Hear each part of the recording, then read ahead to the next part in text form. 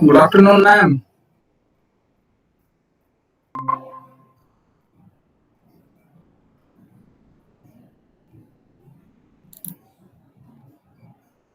Sir background ठीक ଅଛି? हाँ हाँ हाँ मोर मोर ठीक आछी perfect. Perfect great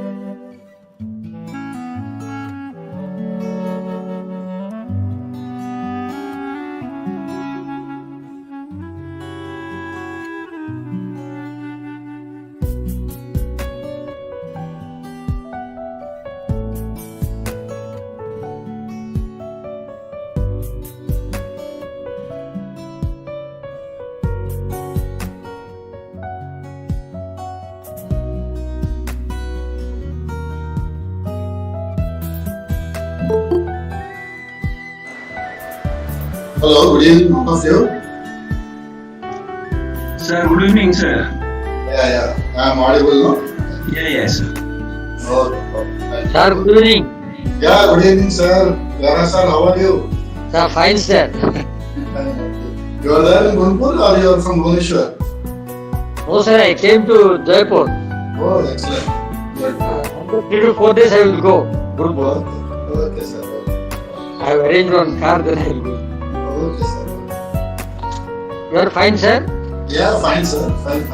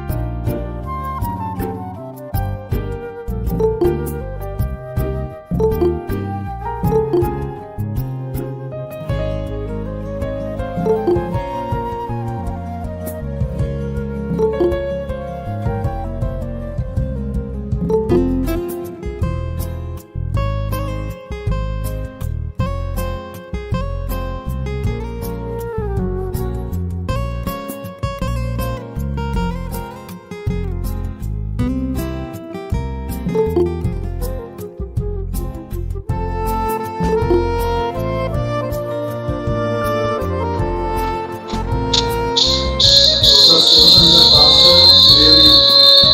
Welcome to the Progress of GIE. Good afternoon, sir.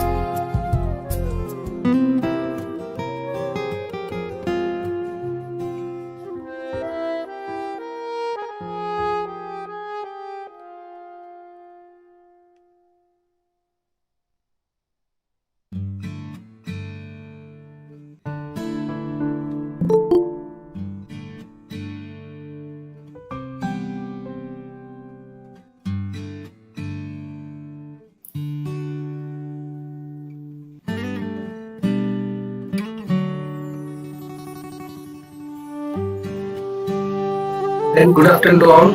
Bandita ma'am, Yes, sir. Good afternoon, sir. sir has already joined.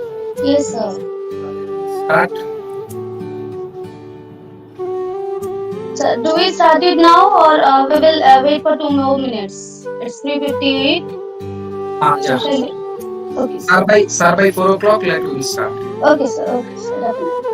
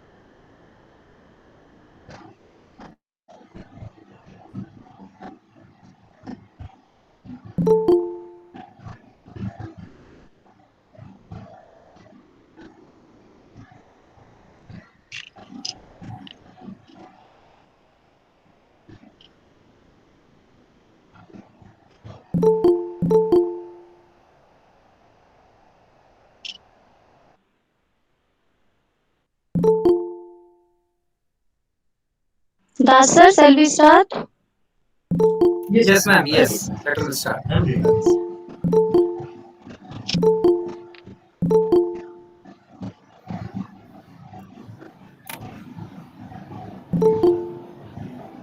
Sanjay sir, your audio is on. Please mute. Okay, thank you, sir. A very good afternoon to all of you.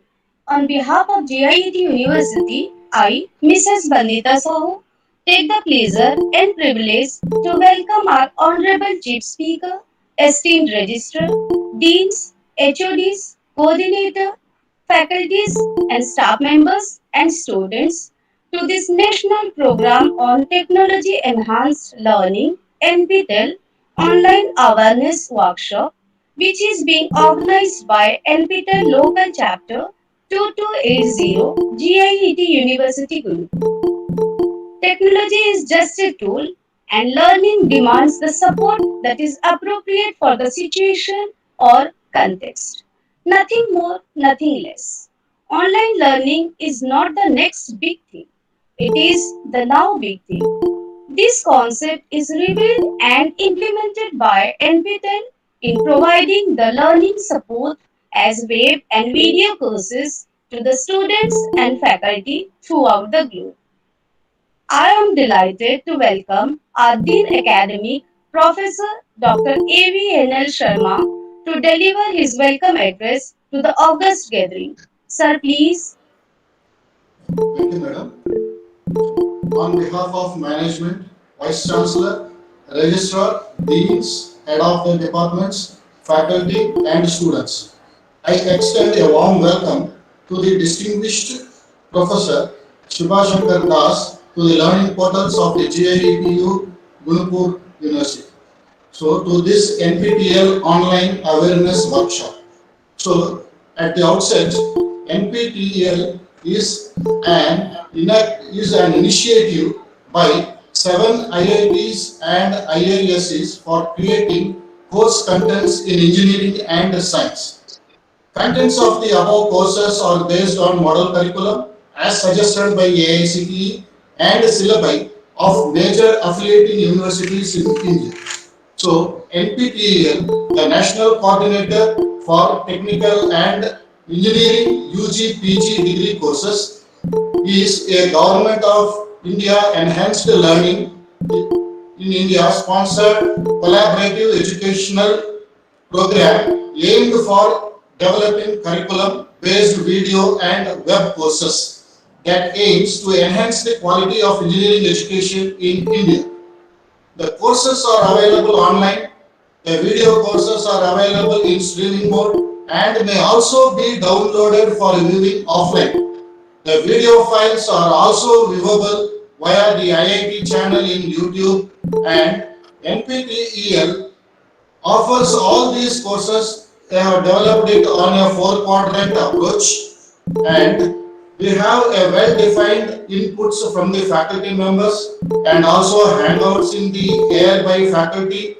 We have assessment components, we have certification on proctored examination and discussion forums and mentors to make use of this. And also, the main aim of this particular workshop is for designing a credit framework for our online learning courses through SWAYAM Regulations 2016 and its improvised versions later on. So the NPTEL is an Indian version of online learning and is being launched on an indigenous platform of learning through SWAYAM. And in short, I can tell it is anytime, anywhere format of e-learning. So our objective is to give credit mobility for the courses earned through MOOCs, which is the need of the hour. And the main aim of this workshop is to create maximum awareness among the faculty, students about NPTEL and its various initiatives like NPTEL sessions, online certifications, concept of NPTEL local chapter, benefits to the students, and responsibilities of SPOC in this particular direction. So, with this few remarks, I would like to invite the chief guest for this delivery of this session. Thank you, ma'am. Thank you, one and all. Thank you, sir. Thank you for your precise briefing on the present context. It's my privilege to welcome Professor S.N. Das, spoke local chapter NPTEL to brief about the achievements and enrichments of this chapter. Das, sir, please. Very good evening to all. Respected eminent speaker, register sir, dean sir, professors, head of department, faculty members, and my dear student. This is Satyanarayan Das, the spoke of NPTA local chapter GIT University, local chapter ID number 2280. I welcome you all for the NPTEL online awareness workshop, which is jointly organized by GIT University, Kanpur, and the IIT Kharagpur NPTEL Eastern Zone. First of all, I'm very much grateful to our Honorable President, Vice President, Director General, Vice Chancellor, and Registrar Sir of GIT University for their continuous effort for upgrading the skill of staff and students as per the need of ours. They are always encourage and motivate our staff and students to enroll and actively participate in the various online courses. And the NPTEL is one among them. Now it's my pleasure to inform you all regarding the different activities and NPTEL course enrollment and registration status from the inception of this local chapter. As you know that the GIT University Gunpur uh, has been registered the SWAM NPTEL local chapter ID from 1st December 2018. And 1 minute. The SWAM is nothing but the study web of active learning for young aspiring minds, whereas the NPTEL is nothing but the national program on technology enhanced learning. And this NPTEL has an initiative of MHRD, Government of India, since 2003, and with the 7 different IITs along with the ISC Bangalore. And for this NPTEL local chapter, the GIT University at that time, the GIT Autonomous Gunpur, we have applied for establishing this NPTEL local chapter in 23rd of November 2018. Consequently, we will get an offer letter, means confirmation letter from the NPTEL on the 1st December 2018. After getting the means university affiliations, we are changed to the university affiliation. Again, it has been requested on 2nd July 2019. After that, in the July and December, we have actively, the university has get active spokes certifications as well as this merit appreciation certificate for the advancement of the student as well as faculty. And the active spoke and mentor certificate also we have received in the month of January, April 2020. Similarly, we have received the award in the NPTEL workshop for Spoke Eastern Zone on 1st February 2020 at Kolkata. And we have also received the active spoke certificate for January December 2020 because some of the examination has been not conducted due to this COVID pandemic situation in March April 2020. And at the end, we have also received the mentor certificate. One of our faculty mentor certificate, Gautam sir, also received the appreciation of as a mentor. And this is the statistic from the inception. As we know that the first whenever we have registered, whenever we are applied for the NPTEL local chapter, at that time very few faculties as well as students are registered at that particular time period. In 2019 January April, around 24 faculty and 329 students are enrolled, whereas only total 7 are registered, out of which 5 are qualified. Similarly, the different July December 2019 maximum students are registered, as well as 2020 January April also we have maximum pass percentage, that is 100% pass percentage. At the outset, I would like to inform you that day by day the enrolling enrollment are gradually decrease due to this pandemic situation. Some of the students about they are scared about whether the examination is going to be appear at the GIT University or not. By repeating request from the GIT University, the NPTL has kind enough to provide examination city over GIT University Gunpur. And this is all the statistic which I have presenting here. Uh, right now, the currently for the July December semester, 15 students are 15 faculties are enrolled, whereas 152 students are enrolled. Altogether, 167 are enrolled, and the process are ongoing. Uh, on an on an average, the 185 student faculties are registered, 158 are appeared, and 145 faculties are clear the examination. Out of which, around more than 10 students, 10 faculty members are the topper. They are securing more than 90%. Similarly, out of 707 students are registered, out of which 602 students are appeared and 435 students are cleared the examination in the different session. And more or less, the total pass percentage on an average 26.32. This is a good sign for all the student and faculty member. And constantly, we all are working on that for registering how to increase the registration process. As you know that AICT and UGC both are actively encouraging the college and university to adopt at least one online courses per semester for credit transfer. Many have already incorporated the same. Also, most of the IITs are allowing of this course to be taken for credit. Many students are using this to appear for the GATE examination and prepare for the GATE examination, as well as higher study too. As you know that the 20% of the audience is faculty member in the various colleges across the country, the advanced course are being recommended to AICT to approve as the faculty development program so that they can get the same point of time in the same time. With this, I'm not without dealing much more. With this, I'm concluding. Thank you. Thank you so much. Over to you, Bandita ma'am.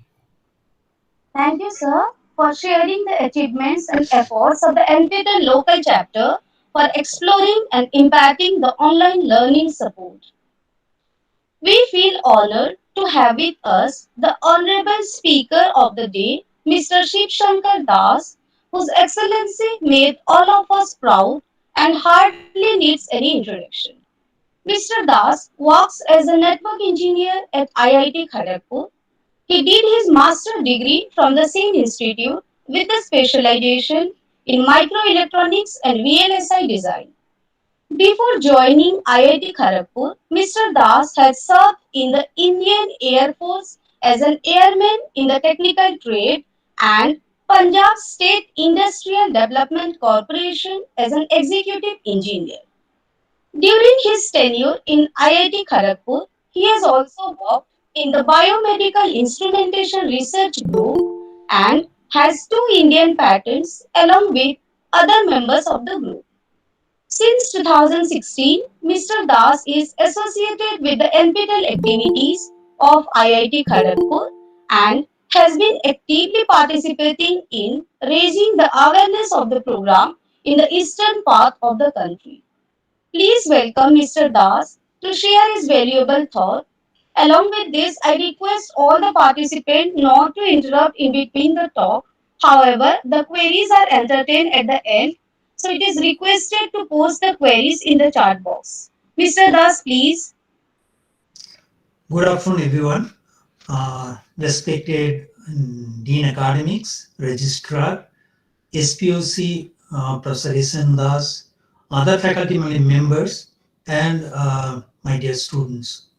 It's my proud privilege to present before you, so you can say a brief outline of what NPTEL does in its current form, how it can help the student or the teachers or any learner in that sense. We'll just try to brief you on that during our maybe 2 hours of journey from now. Let me share my presentation slides here to take the things forward. I hope you can see my slides. Okay. Yes, sir. During my talk, I'll try to say touch upon these points. Already the NPTEL introduction has been said by the SPOC as well as the Dean. I'll just touch for the completeness of the program. Then why MOOCs, features of the online courses, SWAYAM NPTEL online certification process, domain certification, adoption of the MOOCs for credit transfer, benefits associated with local chapters, internship opportunities to the students, faculty development and support for conference for the faculty members, soft skill training, and special lecture series initiated by NPTEL. NPTEL, as has been said by many speakers, that is a joint initiative of 7 older IITs and IISc Bangalore, which was initiated in 2003 under the then Ministry of Human Resource Development, Government of India, now Ministry of Education, Government of India. The whole vision was just to provide high quality, affordable education at large scale. During 2003 to 2018, our journey has been in number of phases. Currently, we are in the 4th phase.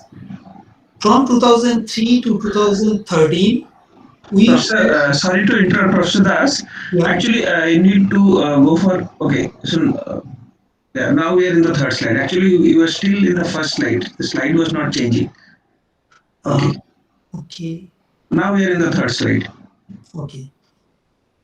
Is it okay now? No, it's okay. It's okay. Currently we are in the 4th phase of NPTEL program. During 2003 to 2013, our primary focus was just development of e-learning resources through web courses and video courses. Okay. It started with 5 basic disciplines. Later on, we expanded our horizon, not only in other branches of engineering, but also covered the basic sciences, humanities, and social sciences, as well as management. All the complete structure was formulated. 2014 onwards, we started offering online certification programs with inputs from NASSCOM. You might be knowing the National Association of Software and Services Company. It's a group of, you can say, trade body and chamber of commerce for about 300 member companies, including the Indian companies as well as multinational companies. The first program was started with their support. 2014, that's how our journey started in this new form. We are also exploring all possible avenues to promote the usage and adoption of these courses by different colleges and universities as mandated by the 2 higher education regulators of AICTE and UGC. And the next slide, hope you, the slide change has been noticed, right? No, Professor, it's not changing. Actually, you need to share your screen. You might have gone for sharing the window. No. I have shared the application only. Can you see now? Yeah. So individually it is showing, but when you are transiting from one slide to the other slide, it's not transiting here. Right now, can you see only the presentation part, or you are seeing the small windows also? Now the entire presentation is available. Earlier the small windows were also shown. Okay. Now it is okay. So we are in full screen mode. Okay. nptel.sc.in is our portal through which we are actually disseminating all our videos. Okay. In addition to that, we are also having a YouTube channel, NPTEL HRD, through which we are also disseminating or distributing the contents that have been created under NPTEL. So far, during 2003 to 2021, almost 2 decades of time, we have created 2,900 plus unique courses. The viewership in YouTube is almost 3.1 million plus. If you just compare or combine the viewers in both the platforms, NPTEL as well as YouTube, it's more than 1 billion viewership is there. You can just imagine that, okay, 3.1 million subscribers, YouTube subscribers for a channel which is not entertainment channel, is purely higher educational academic contents. So this is so popular not only in India but across the globe. Now, before I move forward, let's look at some of the data on higher education sector in India. Currently, as on I think middle of last month, May, we have about 981 universities spread over state universities, deemed universities, central universities, and private universities. About 50,000 colleges are available in the country, both autonomous as well as affiliated colleges. Total enrollment in higher education is about 3.85 crores. Now comes, you can just imagine that every year we are actually graduating. It's a huge number, 3.85 crore people are graduating. But if you compare the, say, there is a term called GER, gross enrollment ratio. That's the statistical data that shows that, okay, if there are, say, 100 people in the age group of 18 to 23, how many people out of those age group 18 to 23 have got access to higher education? The government data says that during 2000 to 19 to 20 academic session, we had about 27.1% was the GER. That is only 27% of the candidates from 18 to 23 age group had access to higher education.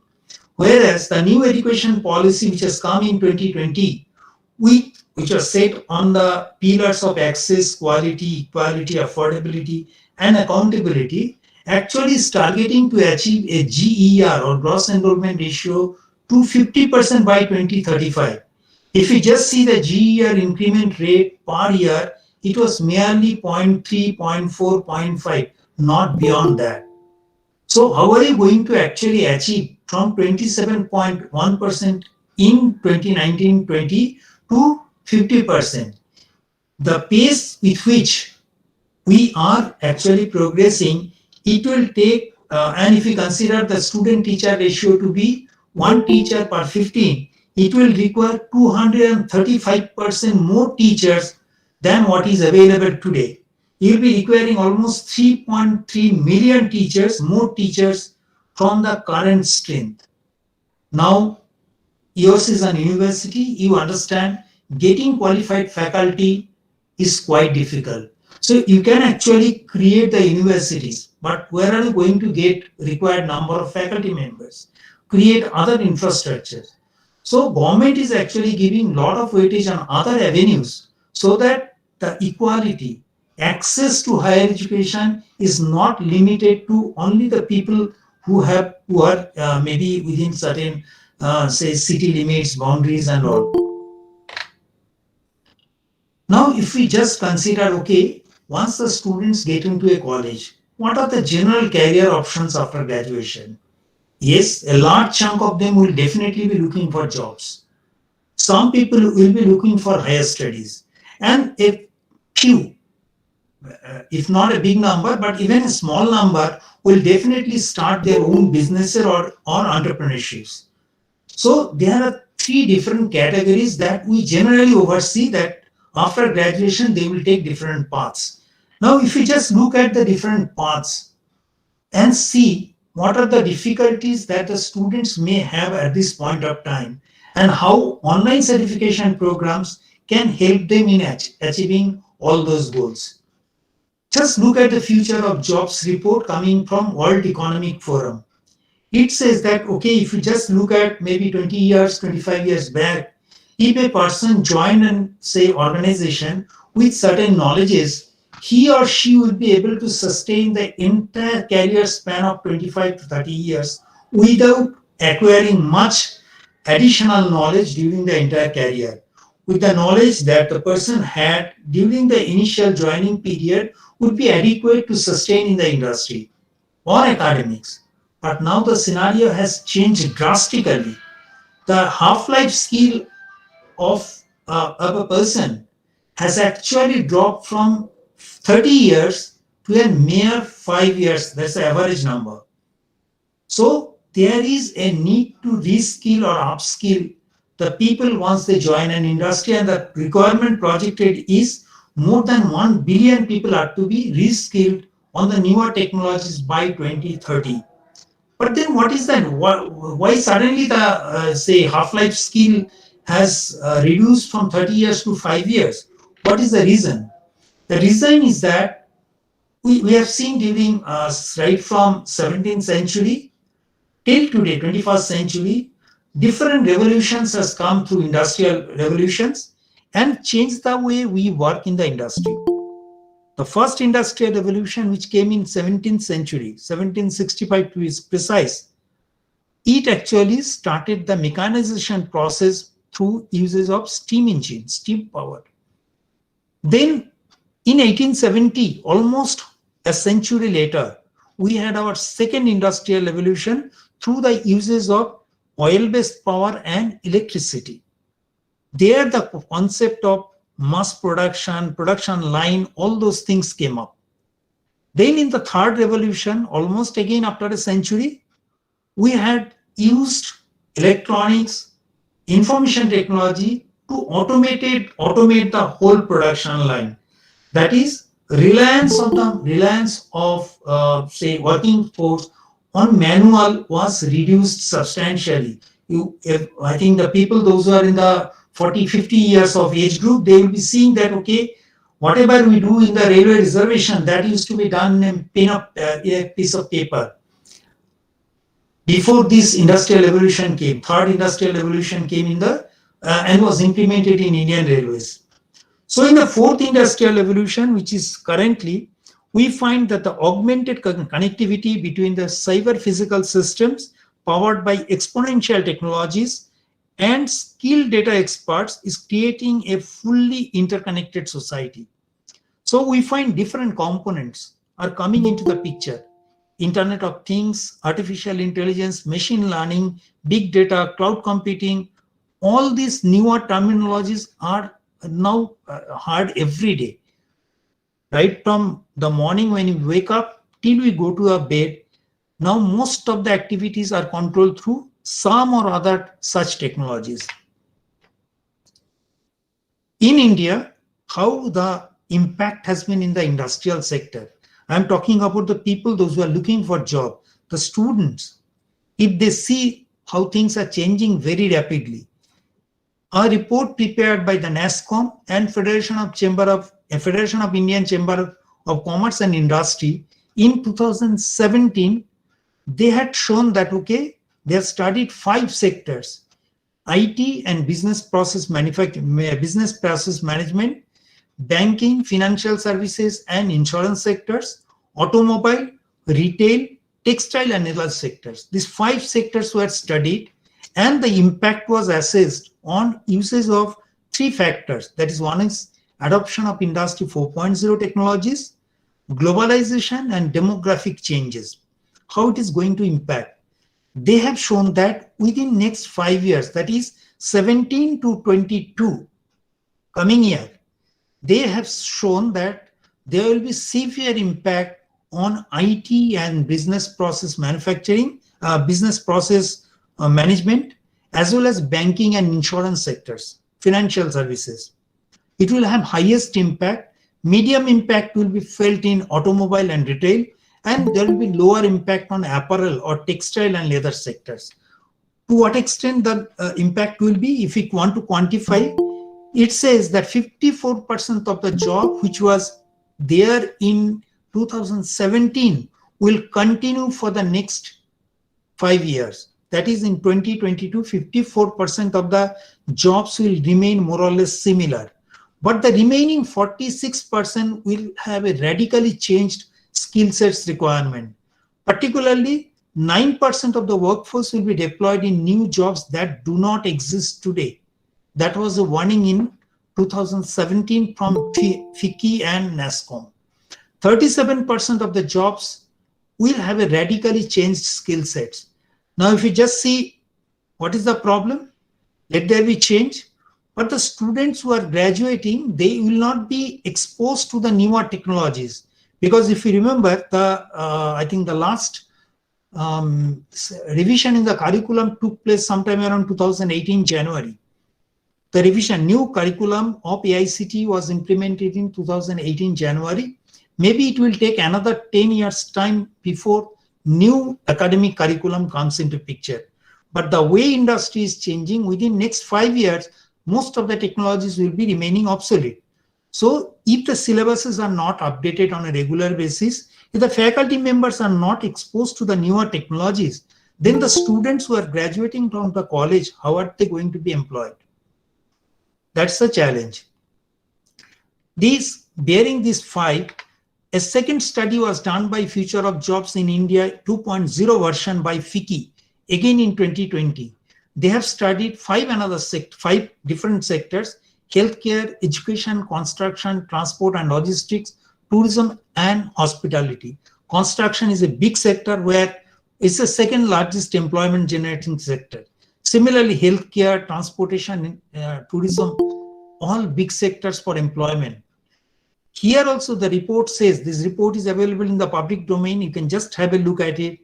There will be a substantial increase in the usage of Industry 4.0 components to improve the real-time remote monitoring, reduce downtime to prioritize preventive maintenance so that you don't have too much of downtime, improve productivity by proper planning, anticipate the requirement and start the productivity accordingly, say improve the supply chain network, better forecasting of the demand, improve customer service through social media and all.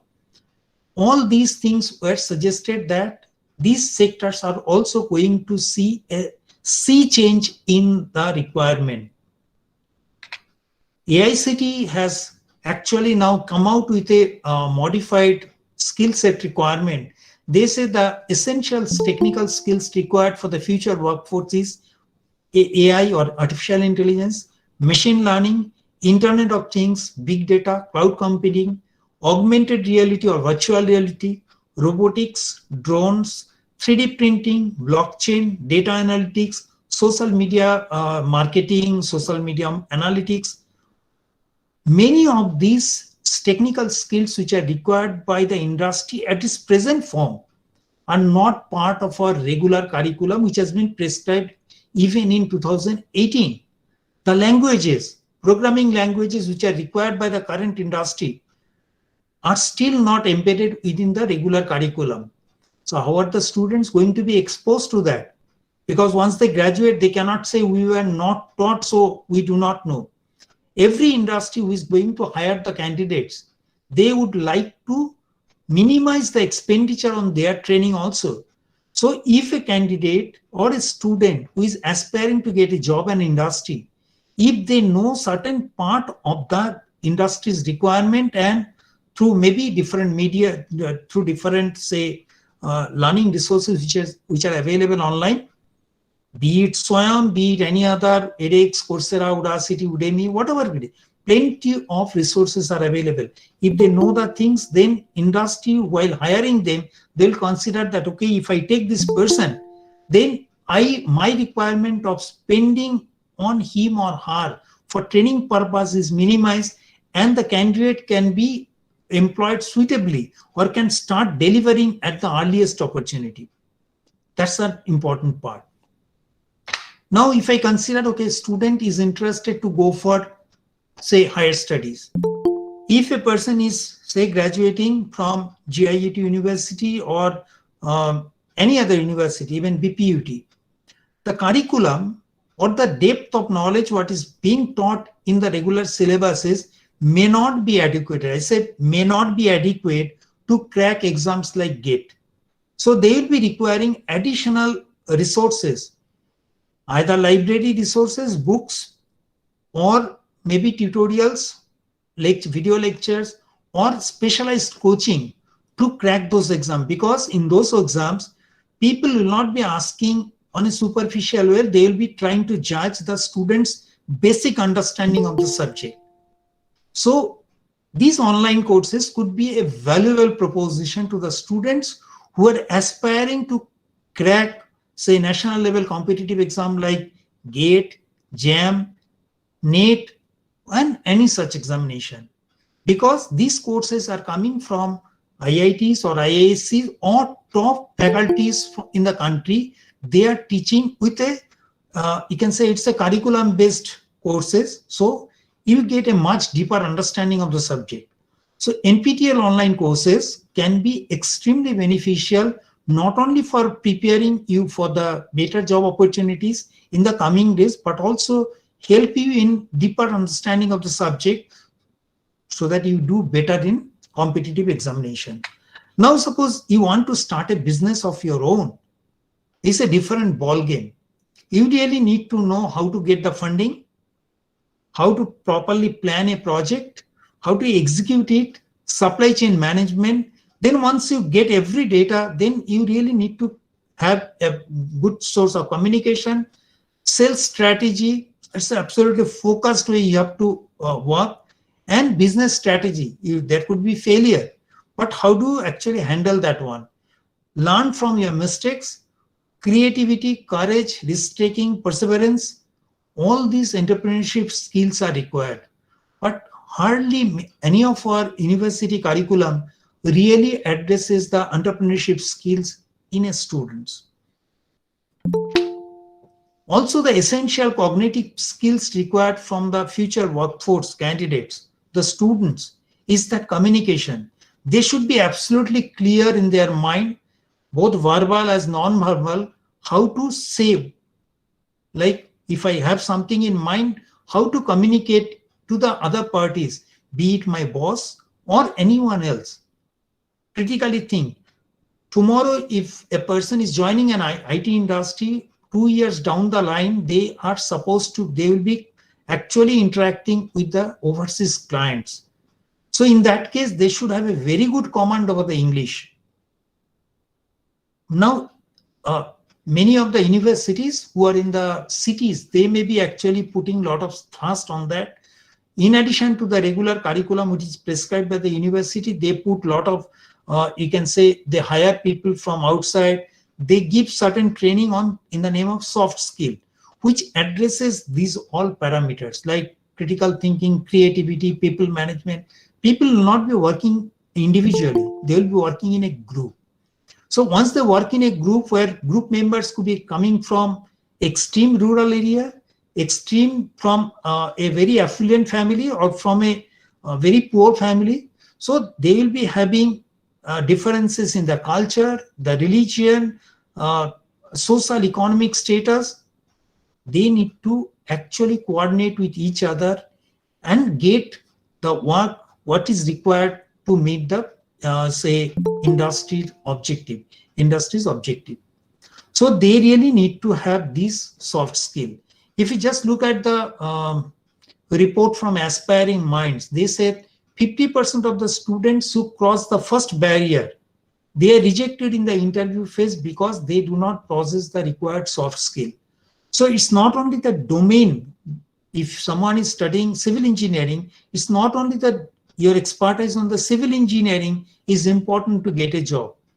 A 50% weightage goes to your soft skill, but soft skill is still not part of your curriculum until and unless the university or college has hired some people from outside to impart this training, which is equally important as that of your regular, say, engineering curriculum, knowledge on the engineering curriculum. So how online courses can be helpful? It can help you to learn newer things, irrespective of which branch of engineering you are studying. You might be studying mechanical engineering or civil engineering or biotechnology. But since more and more jobs are using, say, Industry 4.0 technologies, whichever engineering domain you might be studying, you really need to understand some basic idea of Industry 4.0 components. Your regular university curriculum may not permit you to get exposure on all those areas. So online courses could be extremely beneficial to explore new domains of knowledge and learn things irrespective of your own discipline. So it gives you an flexibility to learn newer or emerging technologies so that you improve on your employability perspective. You can prepare better for the competitive examination. You can develop better entrepreneurship skills. And once you join an industry, if there is a change in technology, once you are in a project, tomorrow your project closes and you are moved to a different project, that may require a different type of knowledge. There will not be any teacher, particularly the students. Kindly note that there will not be any teacher uh, in your industry who will teach you what is being taught in your regular university system. So it is you who have to actually learn the newer things what is required to survive in the industry. So it is better you learn how to learn while in the university system with the support of your teachers. Because once you go to the industry for the next 30 years, you have to learn newer things on your own. So better start practicing something from today. Also, please note that once you talk to the students in the early days of NPTL, why did you do these courses? Because that time even you can say credit transfer framework was not there. So they were saying that, see, if I have got 100 students in my class, and if a prospective employer comes for recruitment, they will not be picking all 100 people. They will be picking maybe 5 people from out of 100. So who are the 5 people who are supposed to be picked up? It is those people who can show that irrespective of whether it was compulsory or not, they had done something which was not made compulsory for them. They have learned something on their own to show that, okay, this 160 credit has been prescribed by the university to get my BTech degree. But I have done something, I have learned something from the top universities or institutions on my own. So that tomorrow, if I am in the industry and if there is a requirement, I am capable to learn the things on my own. That shows my inclination or motivation to learn newer things. So NPTEL or online certification programs can be extremely helpful, not only to get new jobs in the coming days, prepare better for your competitive examination, start your known entrepreneurship programs, or remain relevant in the industry once you join. So NPTEL, as we said, that National Program on Technology Enhanced Learning, we started offering online certification program from 2014, much before the SWAYAM was conceptualized by the Government of India. SWAYAM, as has been said, is a study waves of active learning for the young aspiring minds, is an Indian MOOCs platform. MOOCs means massive open online courses. That is, courses for which there is no say restriction on the number of people that can enroll. In your conventional university or colleges, you have got a restriction. In a brick mortar classroom, you can have a capacity of 100, 200, 250, not beyond that. But in a MOOCs program, the numbers can be 100, 200, hundreds of thousands of people.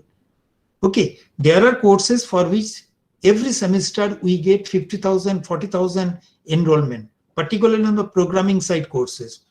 So SWAYAM was conceptualized as an Indian MOOCs platform through which anyone, irrespective of level of education, whether he or she is studying in the school level or higher educational institution, their requirement will be made through a single umbrella called SWAYAM. And the bottom of this, you have got national coordinators marked as AICTE, CEC, and others. Each coordinator has a specific role to play on the type of courses they are offering.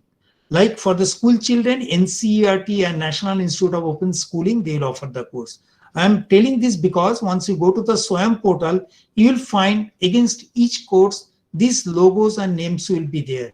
By this, you know that, okay, this is the course coming from this national coordinator. His intended audience is this group. Similarly, CEC primarily, Consortium for Educational Communication, targets non-engineering, non-management UG level courses of the general colleges, general degree colleges.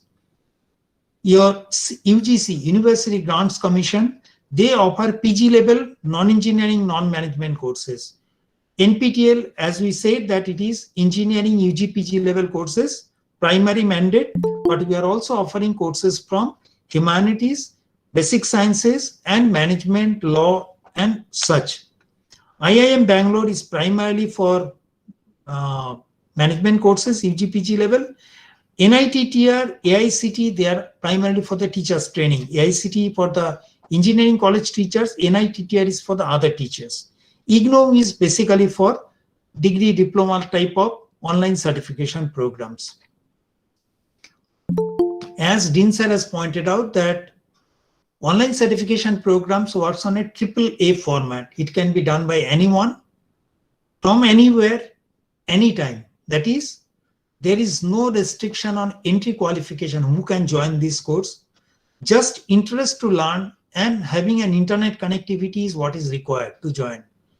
The benefits are enormous. I can learn whatever I wish at my own pace. Class timing is not fixed, that okay, you have to attend the class from 8 to 10 or 9 to 10. Contents are given for the week. I decide when to study. So learning is self-paced from the comfort of my home.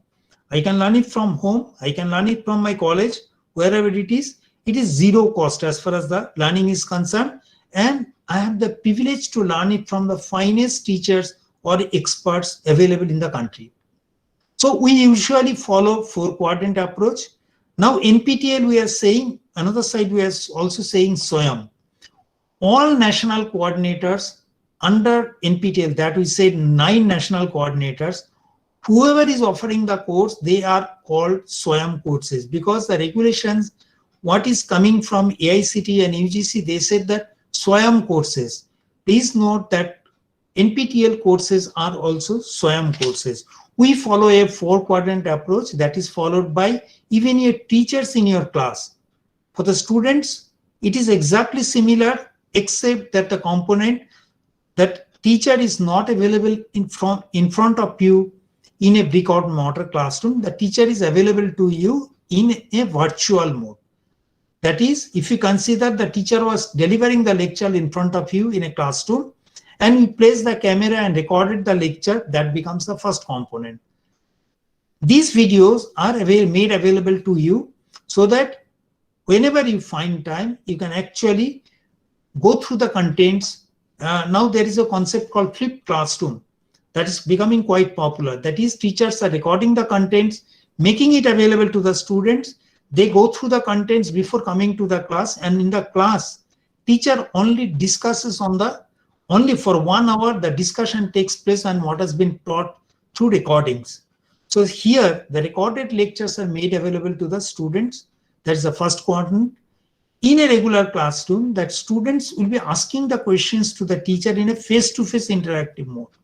Here, that interaction, since the teacher is not available physically, so in a virtual mode, the interaction takes place through web-based interactive forum. Okay, you post your queries through a blog that goes to the teacher, and the set of teaching assistants will be responding to your queries. So you go through the lecture. If you have got any doubt, write back into the forum, clear your doubt. You can also refer to the third component, that is you can supplementary study materials, that is text transcription, you can your lab demonstration, you have got your PPT slides, supplementary study materials like handwritten notes, links to wikis, anything. which is provided by the teacher. Go through them, clarify your doubts through the forum. After completing all these 3 quadrants, you can now come back for assessment. Every week there will be a quiz. 10-20 questions will be provided to you. You answer to the questions related to that week's video. I'll go in details in the subsequent slides. So these are the 4 components. First quadrant is lecture videos. Second quadrant, you can say interaction through the discussion forum. Third quadrant could be supplementary study materials. And fourth is your assignment, objectives, you can say assessment part. We are also including a 5th quadrant to replace a face-to-face interactive flavor in a virtual mode. What you do during the runtime of the course, teacher is made to appear before the student through YouTube. I understand that few of the students might be attending this seminar through YouTube. In that case, once you hear me, suppose you have a doubt on or a question, you post your queries in the YouTube chat box, which is picked up by the teacher in a similar fashion, and teacher responds to that. So we actually use 5 quadrants during the entire runtime of the course. Now we have got 3 variation of courses: 10 hours, 20 hours, and 30 hours. 30-hour courses are actually a full semester course. 20 hours is a medium type, and 10-hour courses are of special lecture series type. Okay. How do we define that duration of the course? Usually in an university, you have got certain amount of lecture hours, certain amount of tutorial, and practicals defined for a particular course during the entire runtime. We say during every week, we will be giving you 2.5 hours of lectures. Pre-recorded lecture videos of 2.5 hours will be given to you. So at this rate, we can complete a 30 hours full semester course in 12 weeks time. We'll take 8 weeks time to complete a 20-hour course, and within 4 weeks time, we can complete a 10-hour course, right? Now, after going through the lectures, you will be having, say, optional video, you have got forum for interaction, you clarify your doubt, then you have got supplementary study materials to go through, then you have got assignment per week for assessment purpose. You do have video-based interaction with the faculty, as I said, through YouTube live sessions.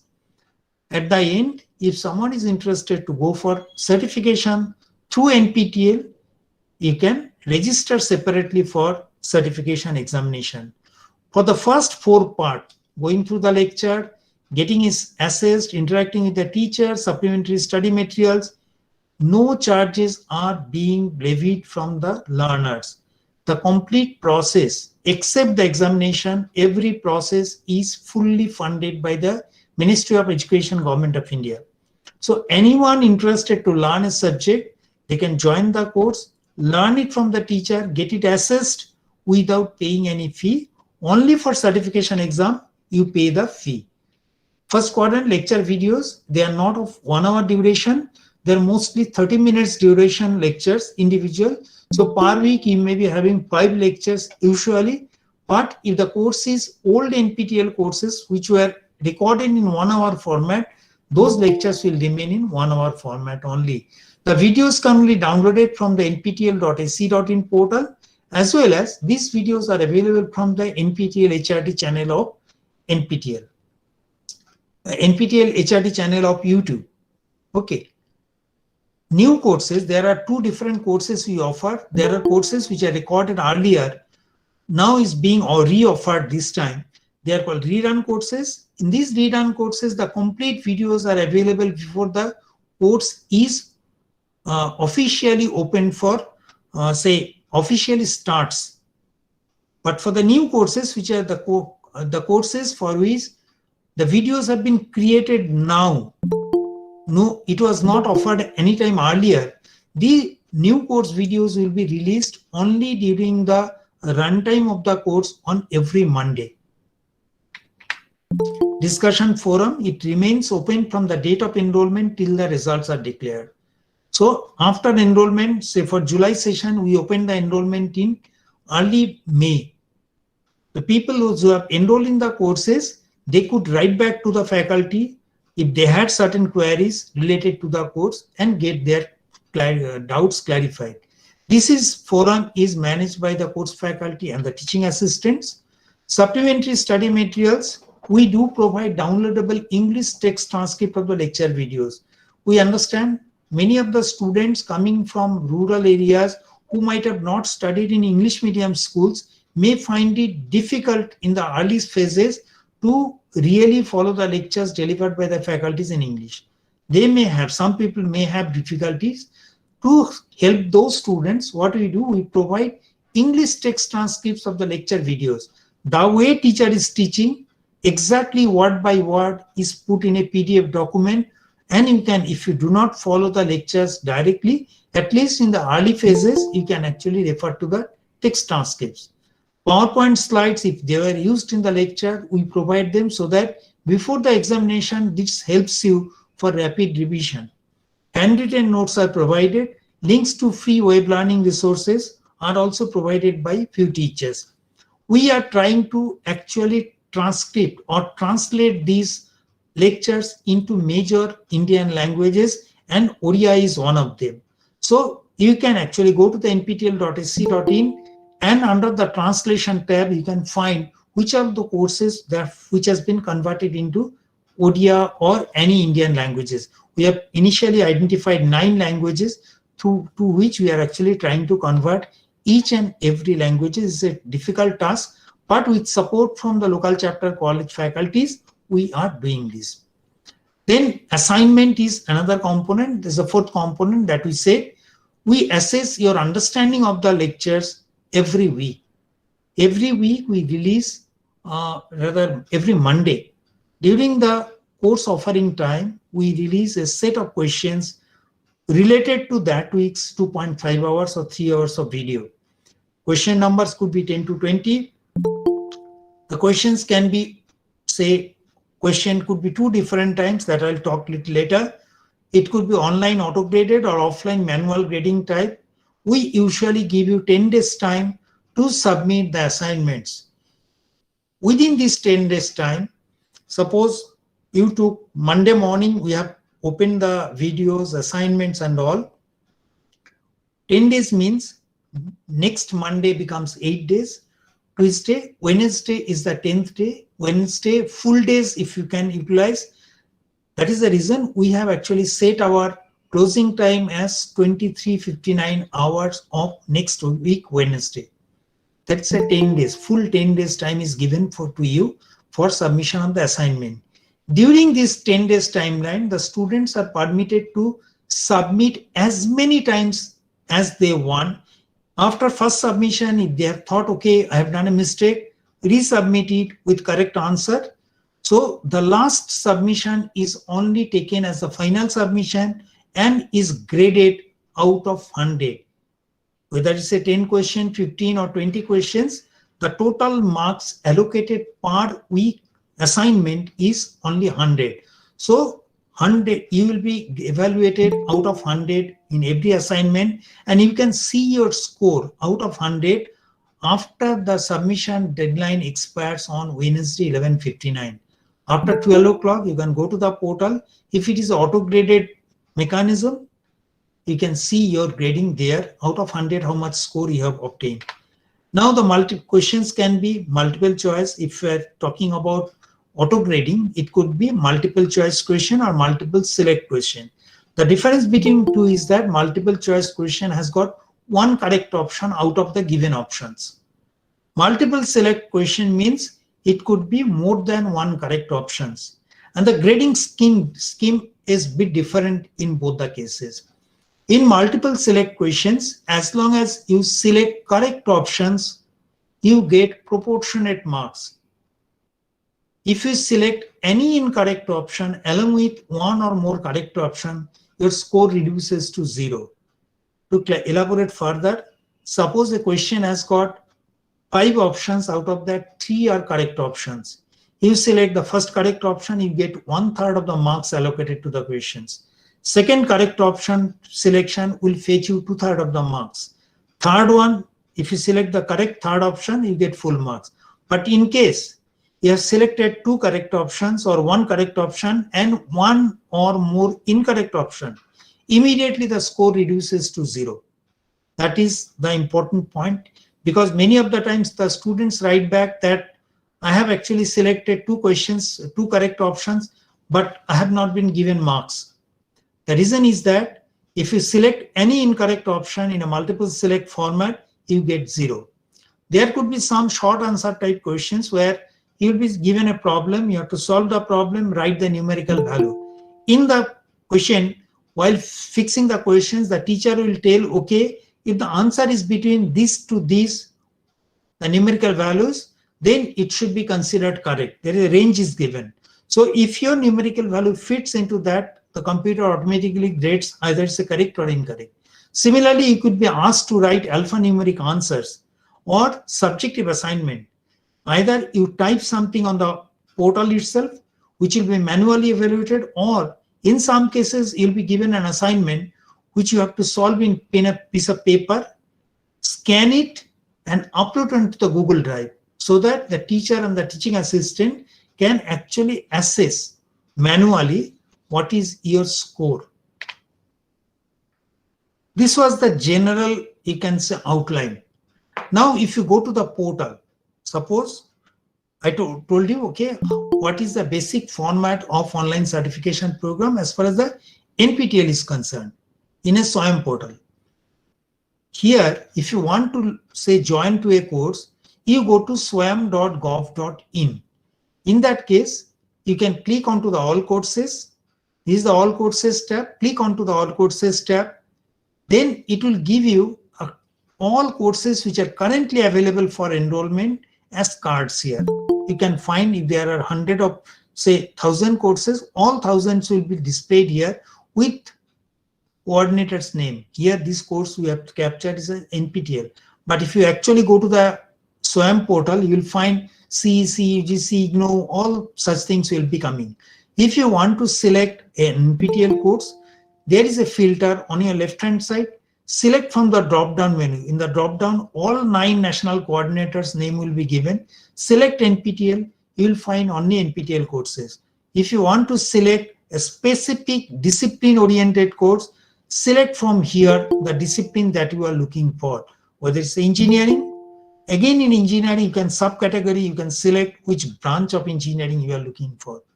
So first, use all courses, then you use coordinator filter, select the category, filter it further, then you look for the course that you look for, you are interested to learn.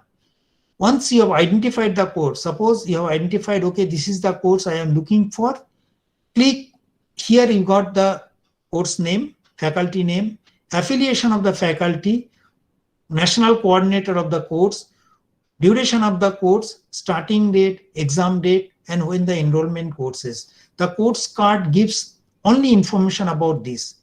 Click onto the right course that you are looking for. It will take you to the next page. In the next course page, you will have course name, the faculty members who are offering the course, what this course intends to teach you. In a small para, it will be given.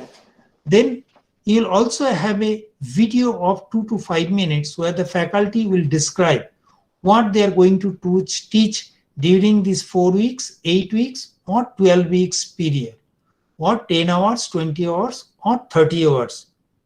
Okay. Who are the intended audience? The course was designed for whom? That is given. Prerequisite means not for joining, but if you want to, anyone can join. Whether I have any background or not, I can join. But if I have to understand the concept that has been explained by the teacher, I may need some mathematical background or any other background. So there will be some prerequisite in case-to-case basis. Some faculty will write, nothing is required. Some faculty will write to understand, there will be some prerequisite. Then industry support. By industry support, the faculty meant that if you have this course knowledge, this will be useful for these all industries. So if you are looking for job opportunities or internship opportunities in any of these industries, possibly this course knowledge will be helpful to you. Then you will have the course layout on a weekly basis. Important timelines will be mentioned on the right hand side. Then your what is called your certification criteria will be written on the same page. So whatever we are discussing now today, every data will be available in the course page itself. In addition to that, you have a written in the red line, red color, it is written, this is an AICTE approved FDP course. I'll talk about this later. For the faculties, some courses, particularly the elective courses and advanced level courses, have been identified as a faculty development course by AICTE as per the MOU signed between NPTEL and AICTE. You can also enroll in the course through a SWAYAM app, both for the Android, iOS, all platforms it is available. So you can download the SWAYAM app from the Google Play Store, install it. Now, once you are installing it, what are the things that will be required for you to join? First thing, there will be many, say, platforms, and there are many paths for you to join. What we will suggest, you use your personalized email account to join to the course instead of creating anything else. Because as long as you are interested in the learning process and using SWAYAM platform for learning, we identify each learner, whether it's a student or faculty, through their unique email ID. So if you are, suppose you are a faculty member or a student, you have been given some email ID which is linked to your college or institute. If you are using this email ID, as long as you are in this institute, your complete data will be visible to you. But tomorrow, once you graduate from the college, if you lose, say, if you do not have access to this email ID, institutional email ID, and use a different email ID tomorrow for learning something else, you will not be able to see or carry forward your previously done courses with you. All records are linked to particular email ID. So if you are enrolling in the course, my personal suggestion is that create your own email ID and use that email ID so that as long as you are in the learning process, you carry forward all your records with you. The data which will be required by you during the enrollment process is your name, mobile number, email. In most of the cases, this will be picked up automatically. Then the age group you can select from 30 to 100, any age group you can select from the drop down.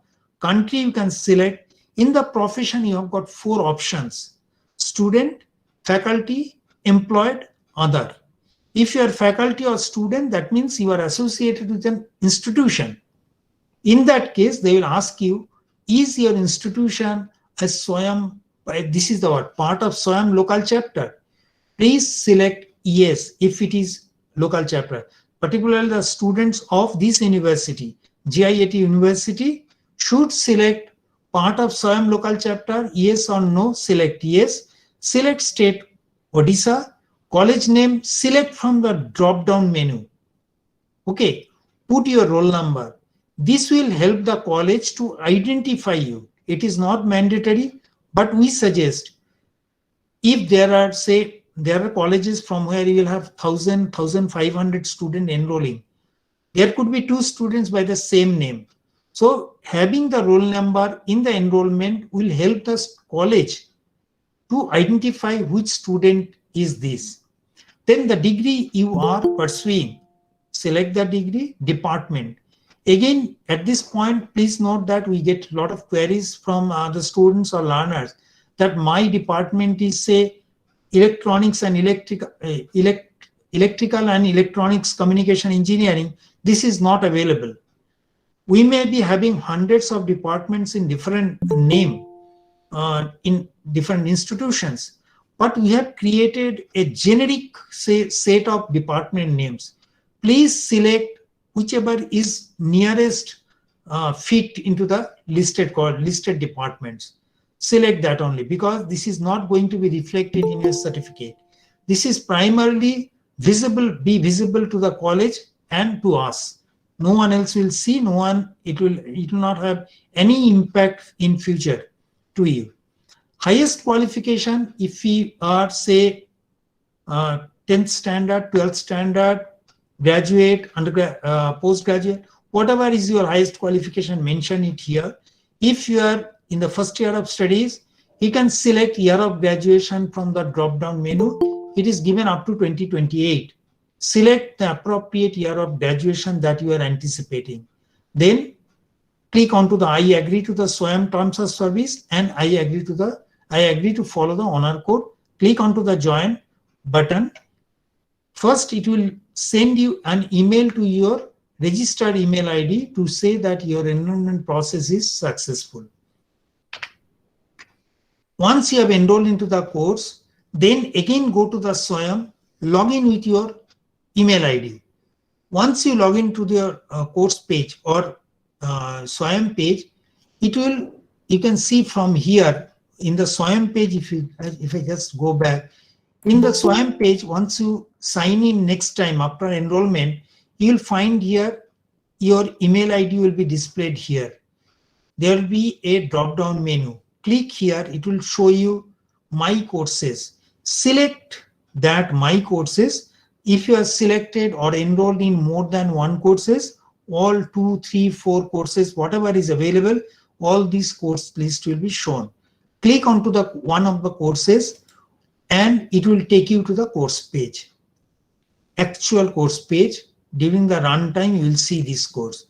Currently, the courses are open for enrollment but has not started.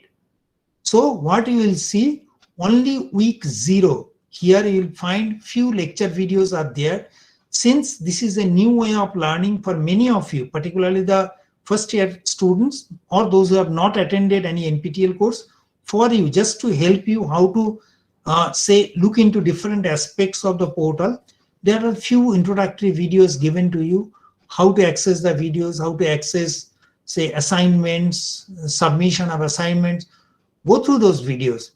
Then week 1 will appear once the course starts. Usually we release the videos 10 to 15 days ahead of the first week, the starting date.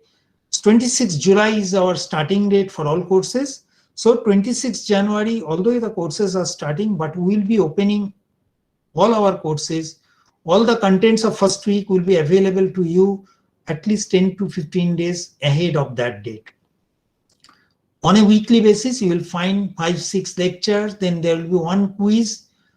Click onto the particular lecture. You can see the lecture being played here. There will be an YouTube logo here. If you click onto the YouTube, the same lecture video will open in the YouTube also. So you can actually look for this course. If you want to download this video, go to nptel.ac.in portal. You will find there is a course tab. It will be something here. There will be a course tab. Course, select the course. Then from the search button, write the name of the course. It will open the video from there. You can download it from there in MP4 format. Also, you can download it from YouTube channel. So after going through the videos, if you have got any doubt, you click onto the Ask a Question button. Here, Ask a Question is a web-based interactive forum. You can post your queries here. Once your queries are answered by the teacher and the teaching assistants, you go through the supplementary study materials, then you come back to the assignment. This is a sample assignment page where assignment 1 or assignment X number will be given. Due date, the closing date of assignment will be mentioned. Usually it is Wednesday midnight, 11:59 hours. This green color, red color will not be displayed. Only the first part, question and options are given. During till the submission deadline closes, you will only see the question and the options. After going to the page, select appropriate answer that you feel is right, and at the bottom you will have a submit button. Submit to that. Once the deadline expires, this page will be visible where you will be having whether the answer that you have chosen is correct or not. If the answer is correct, it will say, yes, the answer is correct. Your score is how much, that will show. Correct answer, as per as the faculty, what the faculty has said, the correct answer will also be written here, the official version. Now we say that, okay, your score. Here it is not mentioned in terms of, say, question marks. It is not. We said that every assignment may have 10 to 20 questions. Each will be graded out of 100 marks. But we are not seeing any marks here. It is written only points. So how do you convert these points into marks? Suppose there are 10 questions, each of 2 points. That means there are 20 total points. The cumulative total of all points in a particular assignment, add them together.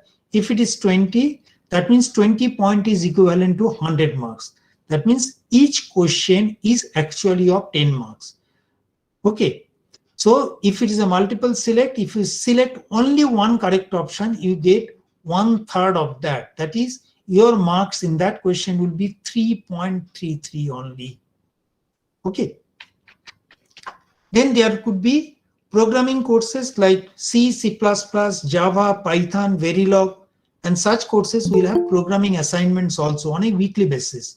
In that, you'll have you can actually you'll be writing the code here, compiling it, and then based on the correctness of your program, you will be graded. Similarly, as we said, there could be subjective assignments, that is, you'll be writing some para here, which will be evaluated by the teacher. This, write it, upload it, or you will be actually scanning the written page, uploading onto the Google Drive. Then this will be downloaded by the teacher and the teaching assistants and manually evaluated. Once the submission deadline expires, go to the course progress tab here. Click on here and you will find your score in a particular assignment. Assignment 0, 1, 2. What do you mean by assignment 0? Assignment 0 is available at this point of time.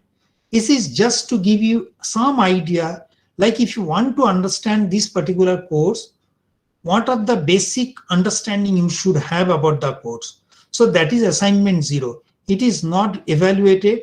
It is just for giving you some idea about the course contents that you are going to encounter in the coming days.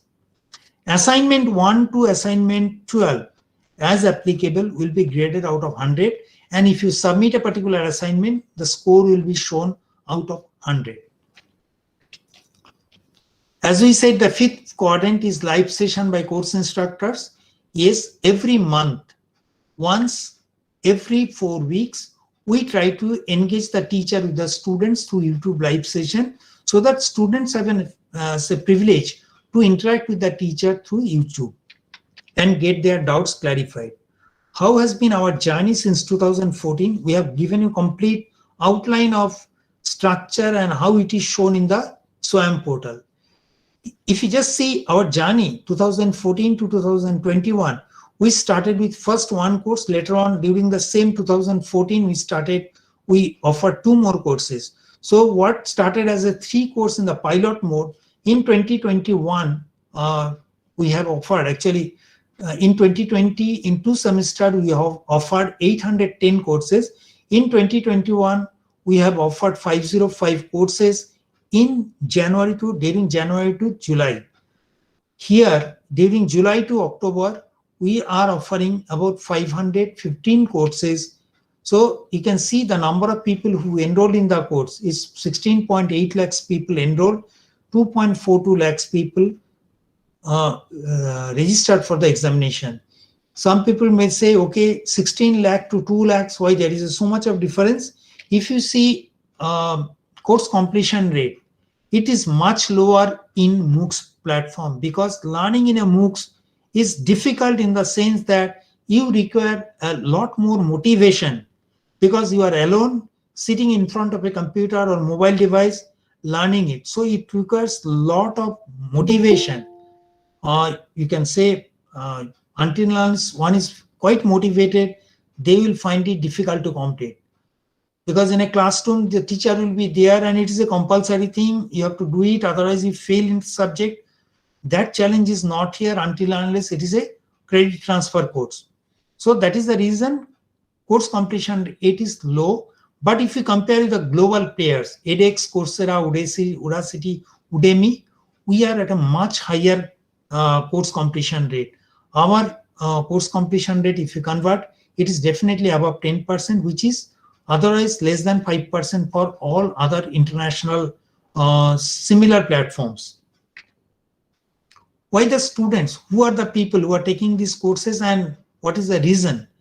Yes, majority of the people are taking these courses for credit transfer, but some are taking, you can see, for updating their knowledge, for getting a job, internship, placements, research purpose, preparing for competitive exam, mandated by college, different reasons. And it's not the students who take these courses. A large number of enrolled candidates, course completed cases are from faculties, because they take these courses not only to refresh their domains, to refresh their knowledge, update, or you can say learn newer subjects so that they can teach the particular subject in the coming days to their students, but also for the FDP purpose and other applications that we'll talk about. 5% of the enrolled candidates are from the industry who are using it for reskilling or upskilling or to remain in the competitive in the industry. Certification exam is different from the course enrollment. As we said, in the course enrollment phase, go through the video every week, go talk to the teacher, submit the assignment, complete this process. But after 12 weeks, if you are looking for a certificate, decide on that early and register separately for the examination. Exams we conduct across more than 200 cities across the country, including in Gunupur. I think Gunupur we started from 2018 or 2019 onwards. Once we got a request from Prasad Das from there.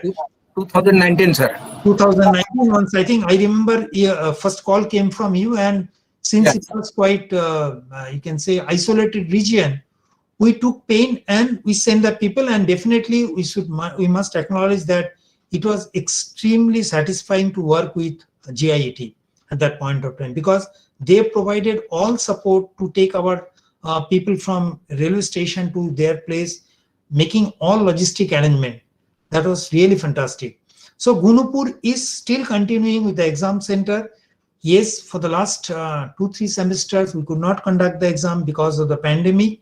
Yes, once we revert back to the normal mode of operation, Gunupur will continue to be an exam center.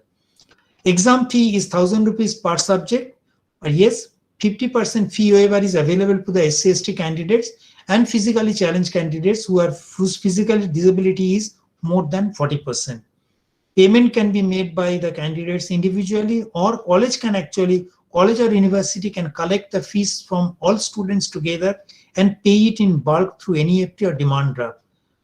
There is a provision. We actually interact with the NASCOM group of companies and other industries, so that primarily with an aim that, okay, our students who are doing well in NPTEL, can we get some opportunity for their internship or job in those industries? So we are closely working in the industry and trying to get some funding from them through their CSR, corporate social responsibility funding support. So we get some funding from there, and we try to utilize this funding to support the students who cannot pay the fee. That is, if the college feels that, okay, say X number of students are really economically weak and they cannot pay 1,000 rupees fee per subject, irrespective of 10, 20, 30 hours, then the college can recommend a few names from their lot, so that if we have the money in our repository, we can pay this towards their fee, 50% fee waiver. So a general candidate, if the name is approved for fee waiver by the college, recommended by the college, and approved by NPTEL based on the fund availability, the candidate pays only 500 rupees per subject. If the candidate is from SC/ST category, then they are by default paying 50% fee. If they are recommended for fee waiver and it is approved, then they pay 250 rupees per subject. Again, there is a hitch at this point. Earlier, our experience with first fee waiver was that people were taking the fee waiver which was difficult to get from the CS corporate bodies, but they were not appearing for the exam. So that was the deterrent for us. So now the policy is that first the candidate has to actually apply using the full fee, that is 1,000 rupees they have to pay. The candidate must write the exam and at least get 40% to get refund of 50% of the fee. Okay, so it's a reimbursement. Examination format is, it's primarily online, computer based, or offline conventional pen paper based.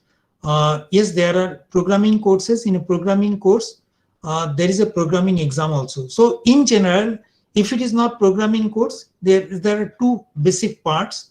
One is 25% weightage comes from your weekly assignments, and 75% weightage is given to the final exam. Final exam is conducted out of 100 for 20 hours and 30-hour courses, and 50 marks is the maximum marks for 10-hour courses.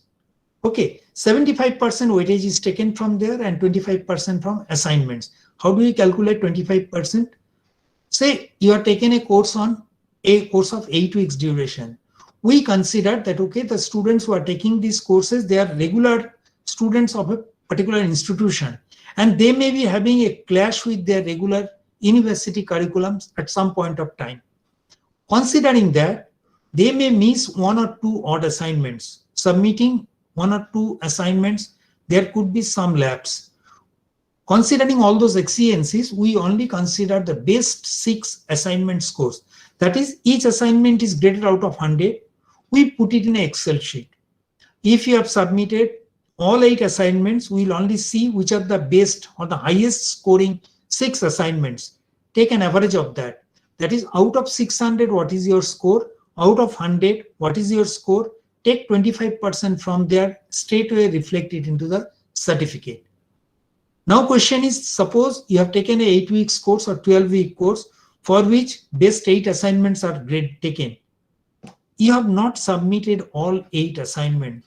Suppose you have submitted 5 assignments only. Then what happens? Are you permitted to write the exam or not? If you are right, say if you have submitted only 5 assignments, then we consider your score out of 5 assignments is actually score out of 8 assignments rather. That is, the remaining 3 which you have not submitted is actually a 0 scoring assignment. That is, out of 500 will be considered as equivalent to out of 800, and accordingly your average score will go down. Now, whether you are eligible to write the exam or not, that will depend. I'll talk in the next slide what is the criteria there. Now 25%, this how we calculate from your assignments, and 75% from the final exam. In the final exam, if you get 80 out of 100, we'll convert it into 75% and we'll show that in final exam your score is 60 out of 75. Now if it is a programming test, it's a 3-part. 25% weightage goes to the assignments. 75% of the final exam score is split into 2 parts. 25% is taken for the non-proctored programming exam, and 50% goes to the final proctoring exam. In a non-proctored programming exam, before the final exam, one particular date is selected and conveyed to the learners that, okay, you will have 2 slots during the day. One during maybe 10 to 12, something during that time, and another during say 8 to 10, 7 to 9, something that slot. There will be 2 windows, like your assignments. You go to the every week you go to the assignment page and submit the assignment. In the non-proctored programming exam, you'll be going to the portal, and exactly at the designated time, one assignment will be visible to you. You have to click onto the link, open the assignment, submit it within 1 hour or 2 hour allocated time. You can take both the assignment exams on the same day, that is during the day as well as night, based on your availability or interest. Each assignment will be graded accordingly, and if you are writing both the exam, the highest scoring part will be taken for calculation of 25% from programming test. Okay, I believe this is clear to you. Final exam pattern. Many people will be having a doubt, okay, should I write the exam? Will I be passing? Let me tell you at this point of time from my perspective that if you are solving the assignment problems on your own, understanding the assignment issues properly, then there is no reason why you should not score at least 50 to 60% marks in the final exam. Okay, our final exam has got more or less 3 components. Some are, you can say, recall type, some are assignment type of problem, but data will be tweaked. If there are certain numericals, the numerical values will be changed. So if you have understood the problem, solved the problem, maybe you have taken the assistance of your peer group, your other students, or you have talked to your teacher just to understand the problem. But later on, you have solved the problems yourself. During the assignment phase, a similar problem, if it is given to you in the final exam with some changed data, you should be comfortably doing the solving that problem if you have understood the assignment concerns. Okay, so at least 60% or 70% marks are aligned in this pattern. So if you are doing your assignments yourself, fully understanding the concepts, there is no reason you should not get less than 60. Why you should get less than 60? Then there are certainly certain open questions which are framed so that the students are challenged. Those who can actually grab those questions, answer them properly, they will be getting definitely higher score of 90, 100, something like that. Exam is conducted through our exam partner, which is currently TCS.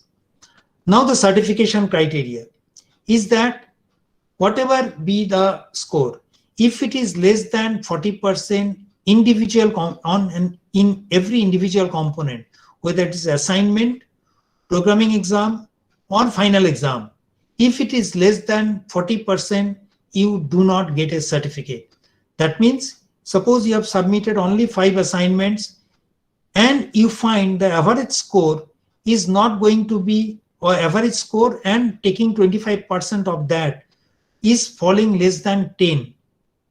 25 is your assignment, 40% of that is 10. If your assignment score you anticipate is going to be less than 10, even if you get 100 out of 100 in the final certification, you are not going to be given a certificate. Okay, so kindly keep this in mind.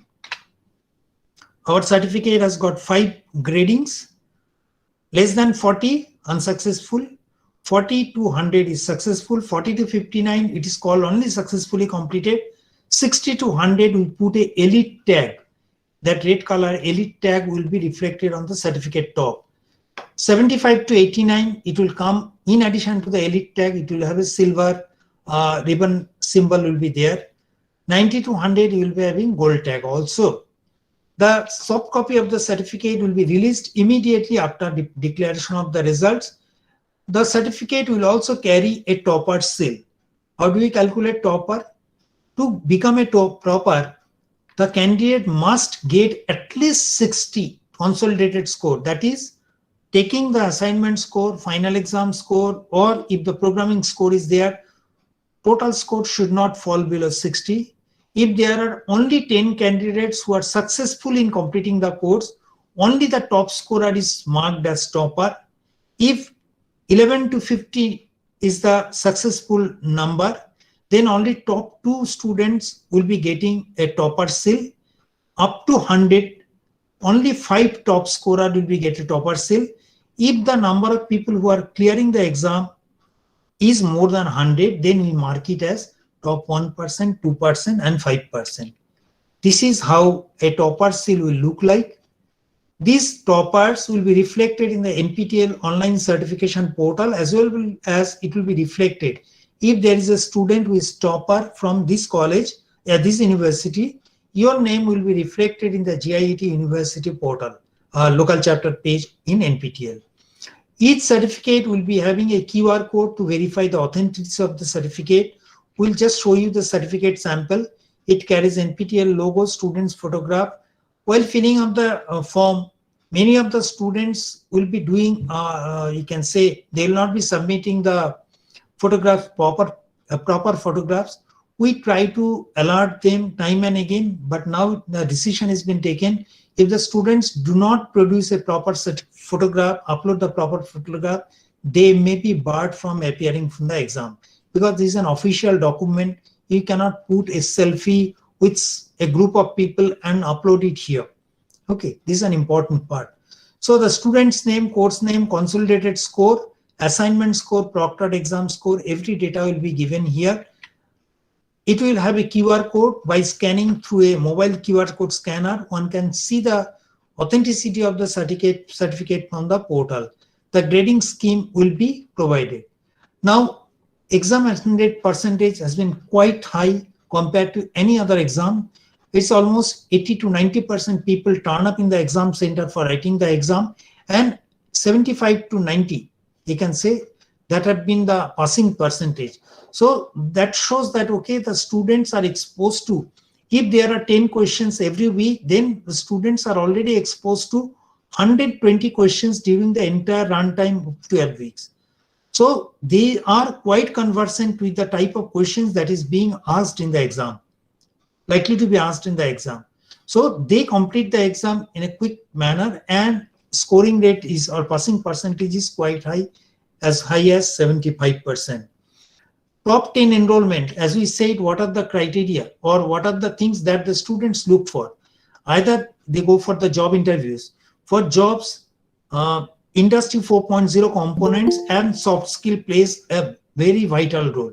And if you see the top 20 enrollment, course enrollments, the league is led by soft skill, 52,000. Then you have got machine learning, data science, Python, Java, AI. So these are the most sought after courses, which are actually either soft skill or Industry 4.0 components.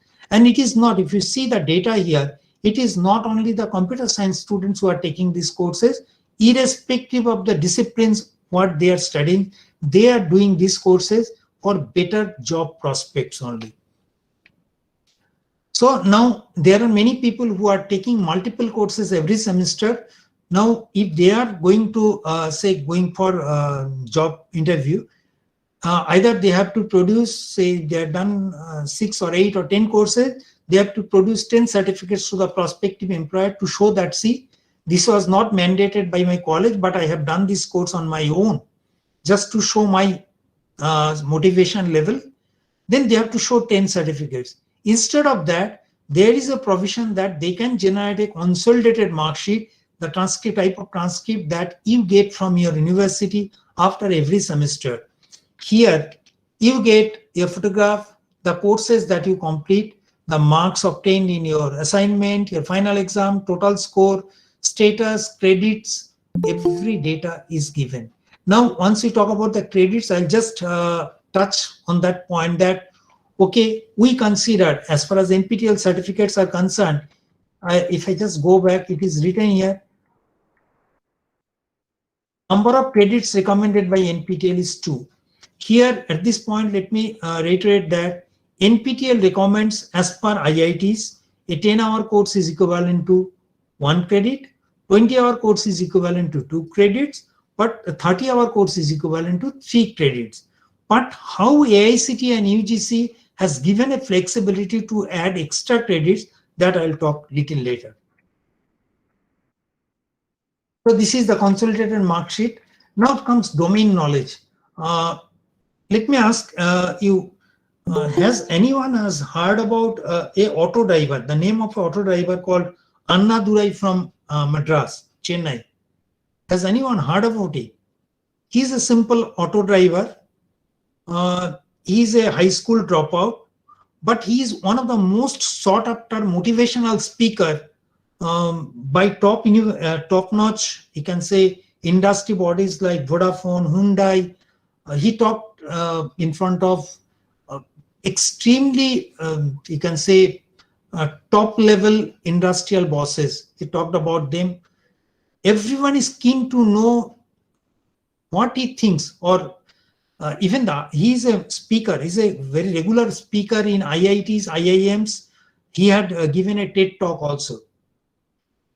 Then what is the specialty? He's an auto driver. What makes very special about him? It is his domain knowledge. Although we have seen even in the roads of Bhubaneswar or Gunupur, you must have seen the autos.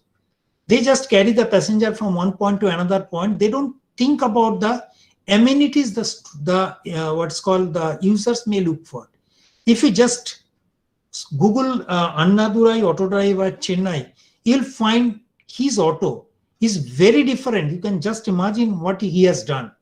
He has got right from Wi-Fi, tab, you can say magazines, newspapers, you have got food packets, free of cost. Anyone traveling in that auto can actually avail all those benefits without paying any extra money. And that is the reason he is earning more than 1.25 lakhs per month. And his knowledge, like he understands his domain the best. He is serving a particular community and he knows what he should do to remain competitive in that. So it is the domain knowledge. I may be knowing, okay, a particular, say, machine learning or artificial intelligence, one particular subject. But once I join in an industry, it is not only that particular subject knowledge is required. Once I am working in a particular area, I really need to know the peripheral knowledge.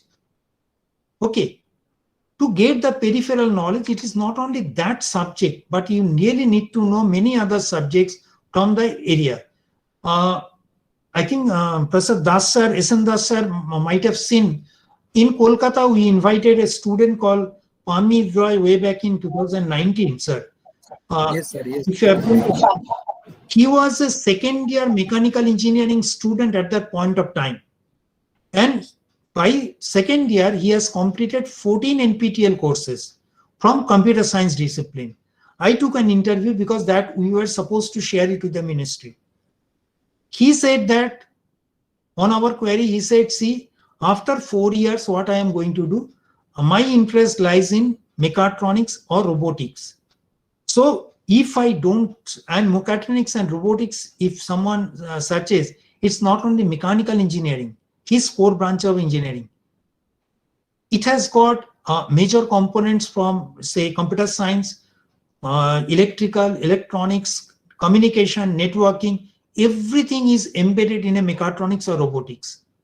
So his logic was that I really need to prepare right from my first year so that by the time I graduate, I have enough exposure on those areas, peripheral knowledges. That is the reason he did 14 courses from artificial intelligence and machine learning, and he was India's first domain certification holder. He's a young boy at that point, second year, I think he was in third semester, did 14 courses, and later on he did his internship in IIT Madras under the same faculty. Okay, so domain certification is an extremely, say, important component for learners, both faculty as well as students. Okay, we offer domain certification program in 12 disciplines: aerospace, biotech, bioscience, chemical, civil, computer science, electrical, humanities, management, mathematics, mechanical, metallurgy, and material science faculty disciplines. Under each domain, I'll show you the domains that is available, or you can search Google NPTEL domain certification. You have got more than 6 or 5 or 7 courses prescribed to be completed within a period of 3 years with an average score of 360. That is average score of 60%. Individual score in a subject can fall up to 55, but 60 is the average score. You have got the discipline names written and what all subjects that is available. There are 2 groups, one is core group and elective groups. Select the appropriate number of core courses whenever it is available, complete it within 3 years timeline. How many people have completed and how the domain certification looks like. This is the sample domain certificate. Domain name will be given, a photograph will be there, and the certificate consolidated mark sheet will be provided to the domain certificate holder. Particularly for the students, who are undergoing a 3 or 4 years program, NPTEL has suggested 2 or 3 paths which can be taken by them. Particularly, the college can actually motivate the students to get a minor degree or similar to the minor degree through the internship, through the you can say domain certification.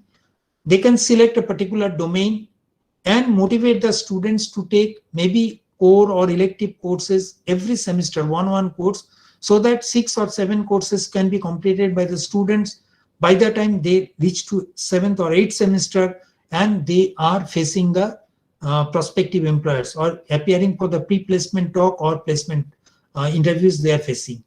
So we have actually suggested 2 or 3 models. Based on the capability of the students, the college can motivate the students accordingly so that they do one say domain certification to be better equipped to face the interview panels. NPTEL domains, how many people have completed? So far our record shows that, okay, 58 domain certification holders are available, but larger of them are actually the faculty members. 34 numbers are from the faculties. Actually, we had one of the first faculty from the state of Odisha who did the domain certification is Mr. or the Professor Mohini Prasad Mishra from, I think, Gandhi Engineering College, who did the first domain certification. So there is ample scope for faculty members and students to get a domain certification.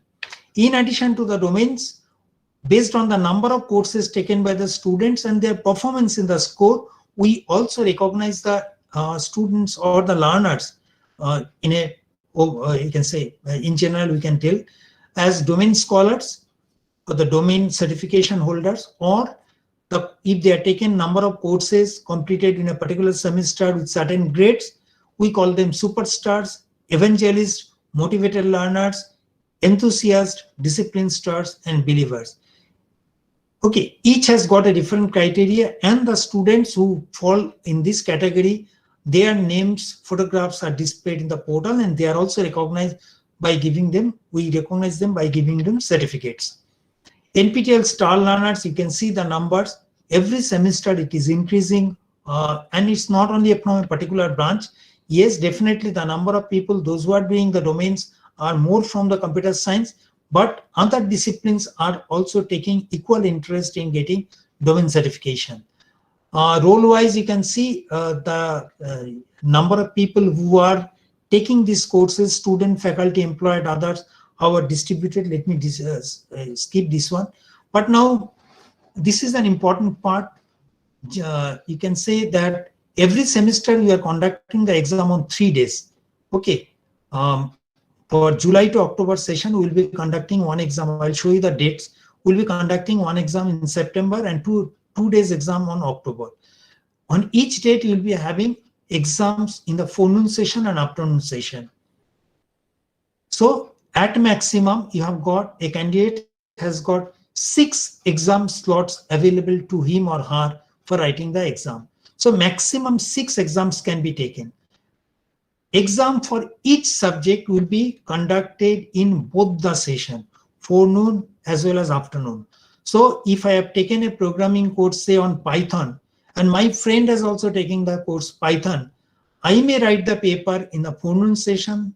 He or she may write the same paper in the same course in the afternoon session, but the papers remain different.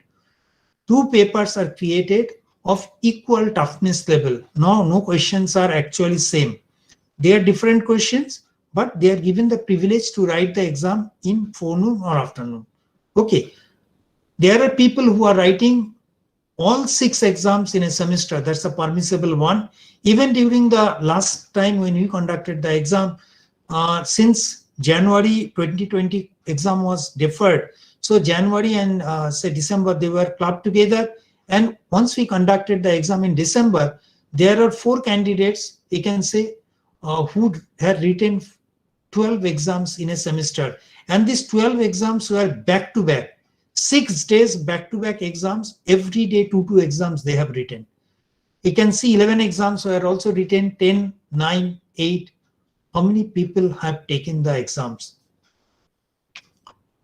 And multiple exam takers are not only faculty members, even the students.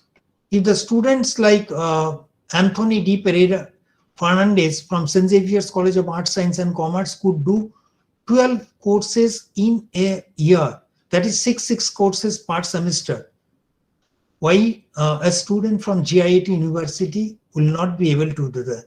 Yes, I understand many cannot do, but yes, at least one or two students should be able to compete with this and reflect his or her name in this category.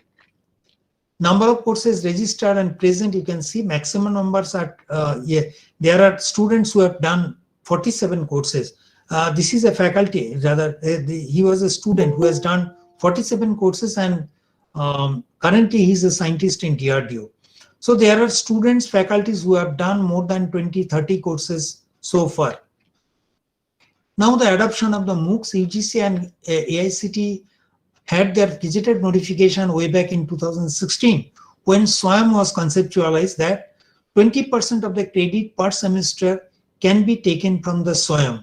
UGC has since revised it in May, I think, March, that up to 40% in a semester can be taken from SWAYAM platform. Now again, 160 credit is a prescribed limit for getting a BTech degree. AICTE has also said that, okay, if a candidate can complete additional 20 credits, they are eligible to get either an honors degree or a minor engineering degree. My understanding is that BPUT, the Biju Patnaik University of Technology, has adopted the second path, because once we conducted the workshop in Bhubaneswar, and later on once the BPUT Vice Chancellor attended the SPOC workshop in Kolkata, it was suggested that they will be adopting the minor engineering program, and accordingly I know that they have adopted it in that way. GIT University being an independent body now, they can possibly explore the possibility of either going for the honors or additional minor engineering through this path also if they feel. Now, credit transfer is decided in such a way that, okay, how many hours of learning is involved in a particular week.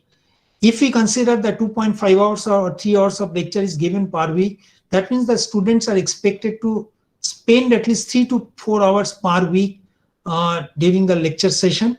They have to view, maybe go back and forth and see the lectures, then spend about an hour a week in forum for interacting with the teacher. Maybe 2 hours they'll spend in assignment, 1 hour for going through the text transcription, references, live interaction. So taking the total to 4, 5, 6, 7, 8 hours of learning in a or engagement in a week. Now UGC norm says that 14 hours of learning is 1 credit. Since we consider that 7 to 8 hours of learning is involved in a week, in a week in NPTEL. So if we consider that, okay, even a 10-hour course, there are about more than 25 to 28 hours of learning involved, or involvement is there. Considering that, the universities have been given the privilege that, okay, they can be flexible.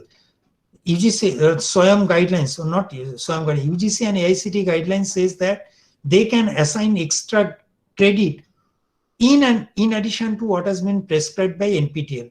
Accordingly, most of the universities, those who have those who have adopted these courses for credit transfer, they have converted a 3 credit course, that is 30-hour course, instead of 3 credit.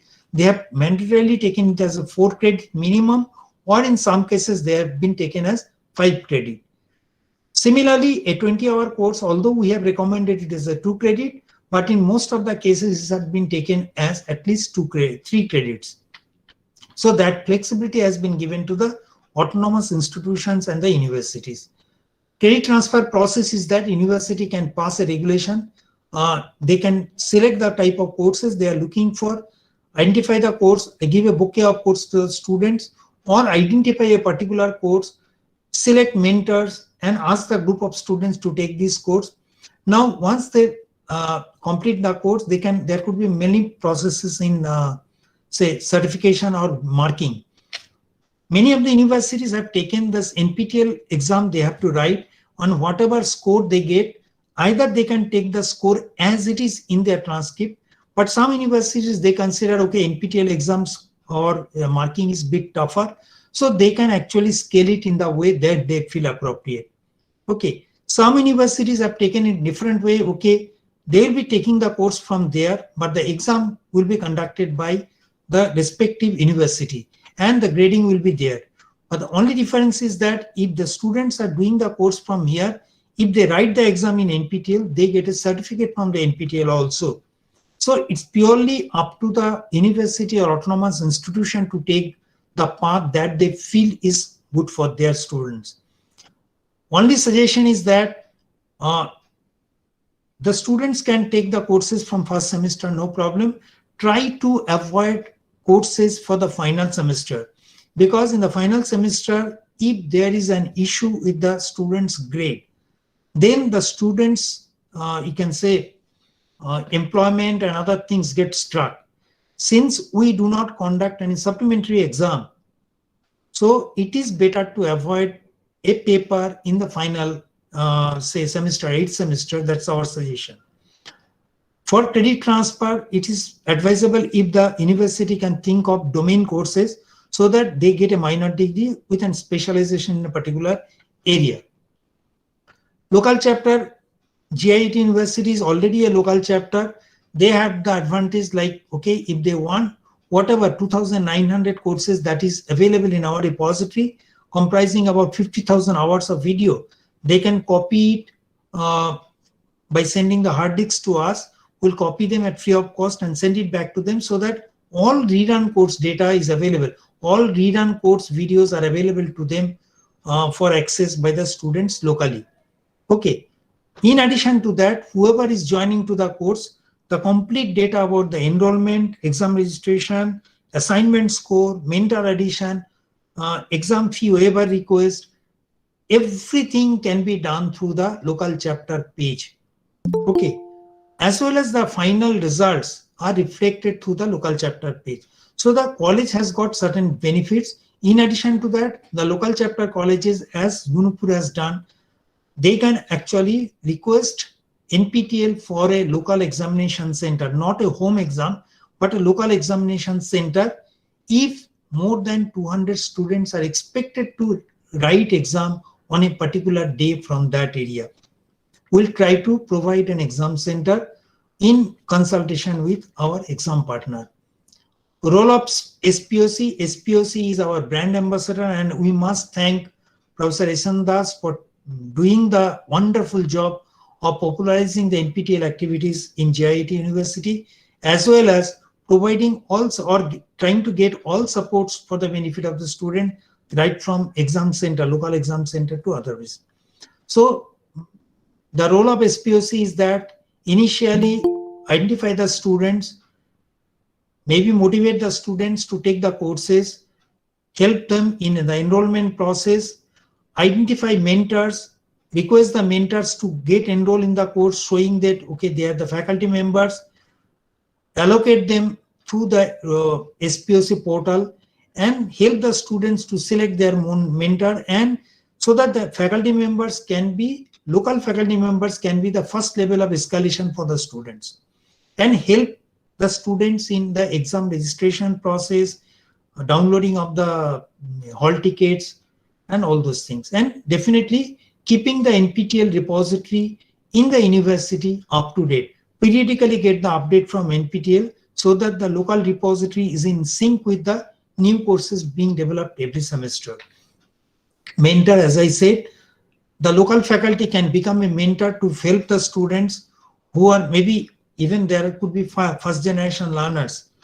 Okay, where we have seen many universities, they got the first generation learners, so they need to be mentored properly. So a faculty can become volunteer to become a mentor for up to 2 courses. Maximum 50 students can be mentored by a faculty. For this, the faculty has to enroll in the course, showing that, okay, identifying his or her role as faculty. Then the next step is that SPOC will identify the faculty as the mentor, and in the mentor tab of the student course page, they will see the faculty name, wherefrom they will select the mentor. By selecting the mentor name by the student, the mentor will get update about the students' progress on a time-to-time basis, so that they know, okay, this is how the course is running and this is how my mentee is doing. Based on the performance of the mentees or the students, the mentors are being recognized by giving them a certificate of appreciation. It is purely the performance of the student which actually determines the mentor certificate. Maximum weightage is given for, say, course toppers, then gold, silver, elite. Some weightage is given. If the candidate has to actually get 10. So if there is a one candidate who has been mentored and who is a course topper, then the candidate or the faculty gets a mentor certificate. But if there are 5 candidates who are, say, 60 to 74 band, then at least there should be 5 candidate 60 to 74 band that will fetch the mentor a certificate. This is how our local chapters are distributed across the country. We have got more than 4,000 centers across the country. We have started our, say, reaching out to the other countries also. Currently, we have got 24 local chapters outside India also, and we are conducting the exam. This time we conducted in Dubai and few other places. Local chapter participation has been the highest. More than 70% people who registered for the exam, enrolled for the exam, is actually coming from the local chapter. So local chapter plays a crucial role, and particularly the SPOC of the local chapter plays the most pivotal role in successful implementation of the ambitious MHRD or MOE project. I leave it. Here, recognition for local chapters based on the performance of the students from the local chapters. We try to recognize the local chapters. Particularly the top 100 colleges are recognized with gradation like AAA, AA, and A. I think Gunupur, that JIT University came last time. They have seen that, okay, top 100 colleges, whichever colleges from the Eastern Zone, they were felicitated by East Zone SPOC local SPOC workshop in Kolkata, which was attended by Professor, the Vice Chancellor of BPUT and Vice Chancellor of Chhattisgarh University, Technical University. Swami Vivekananda Technical University, Chhattisgarh.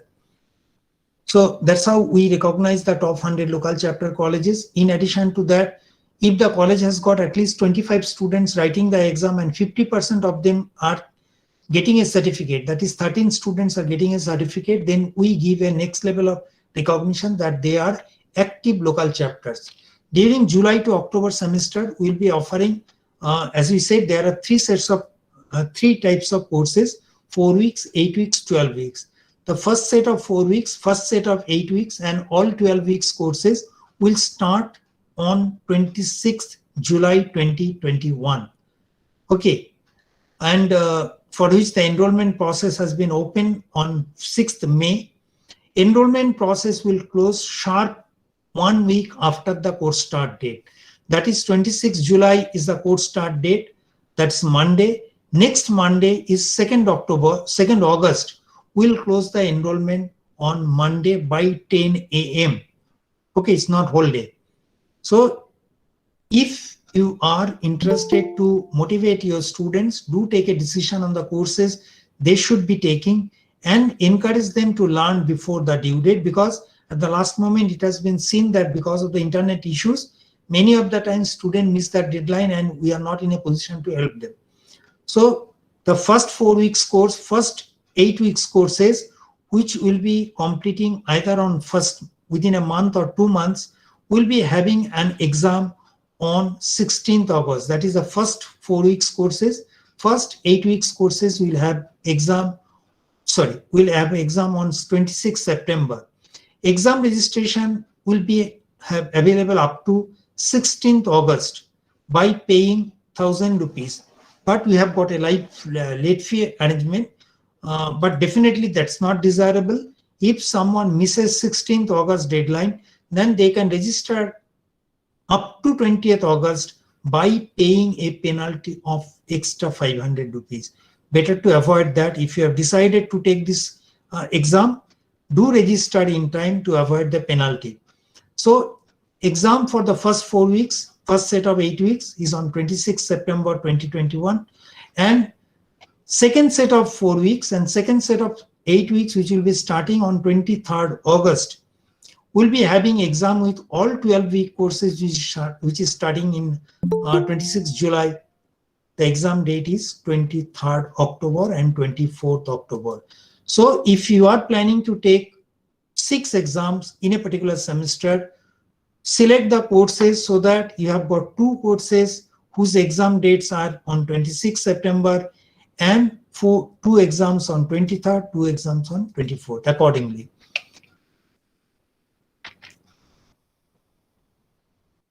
I leave this thing.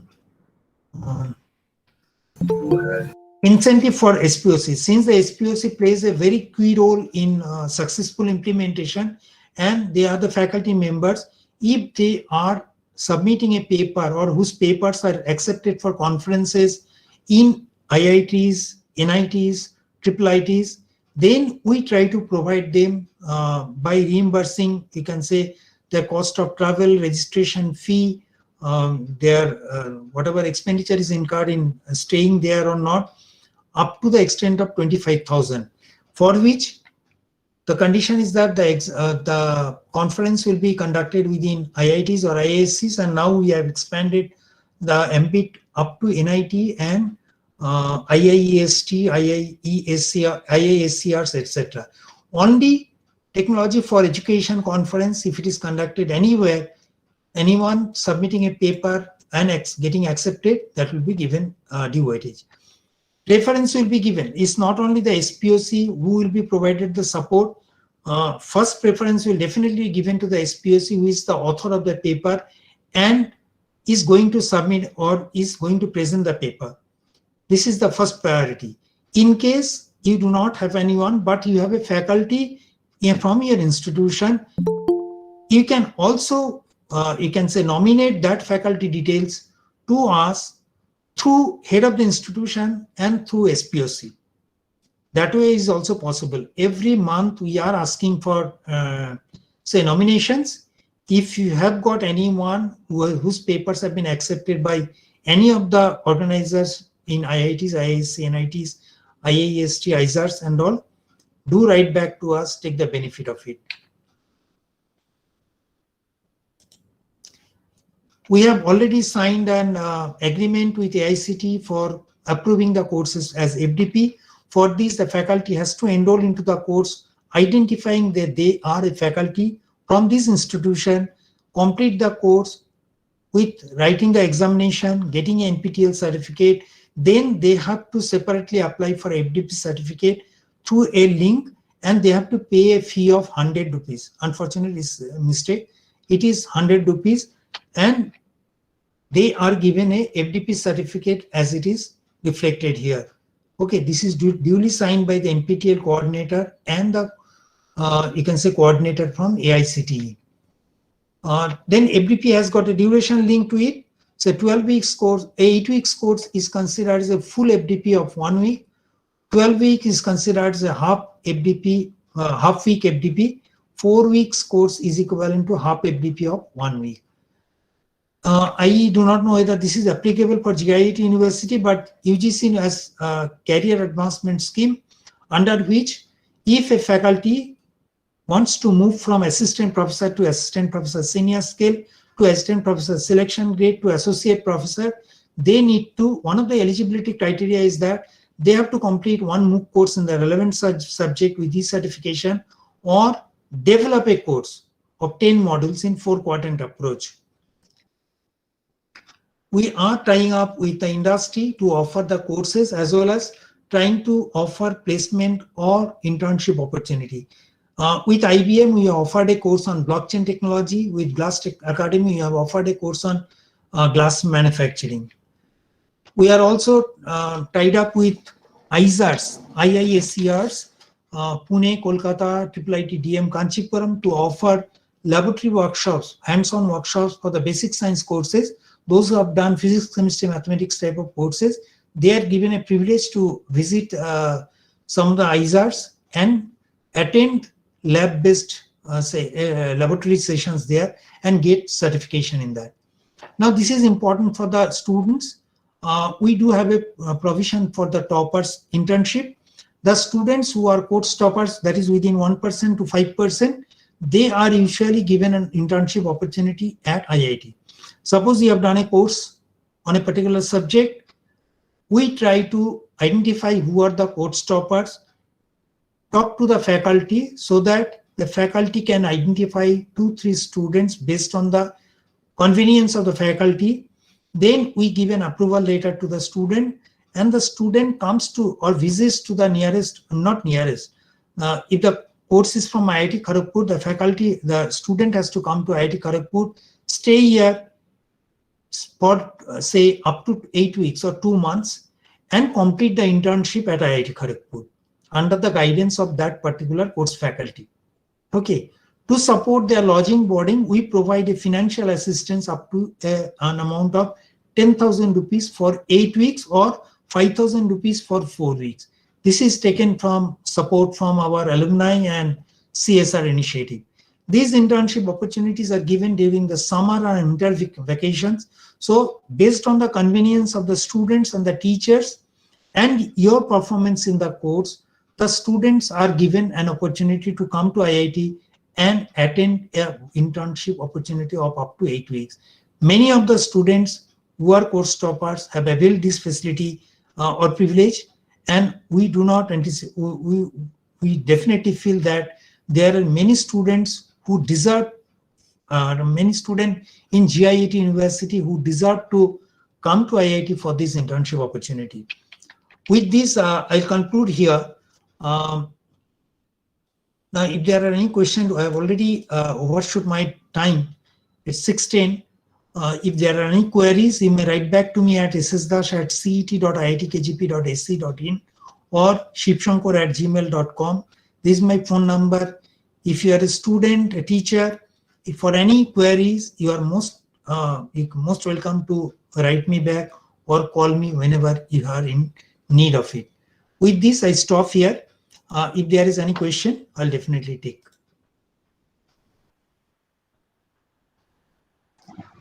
Thank you, sir. Your intelligible words on the present context will really valuable to all of us.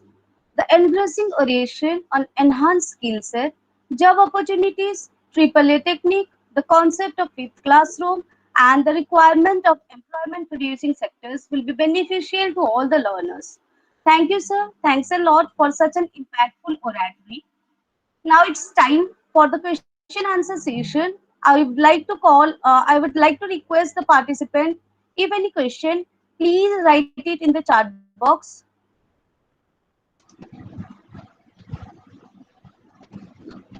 Hello, good evening, Professor. So I have one query related to this credit integration to the existing course structure. So suppose we have like 164 credits which you are offering for the BTech degree.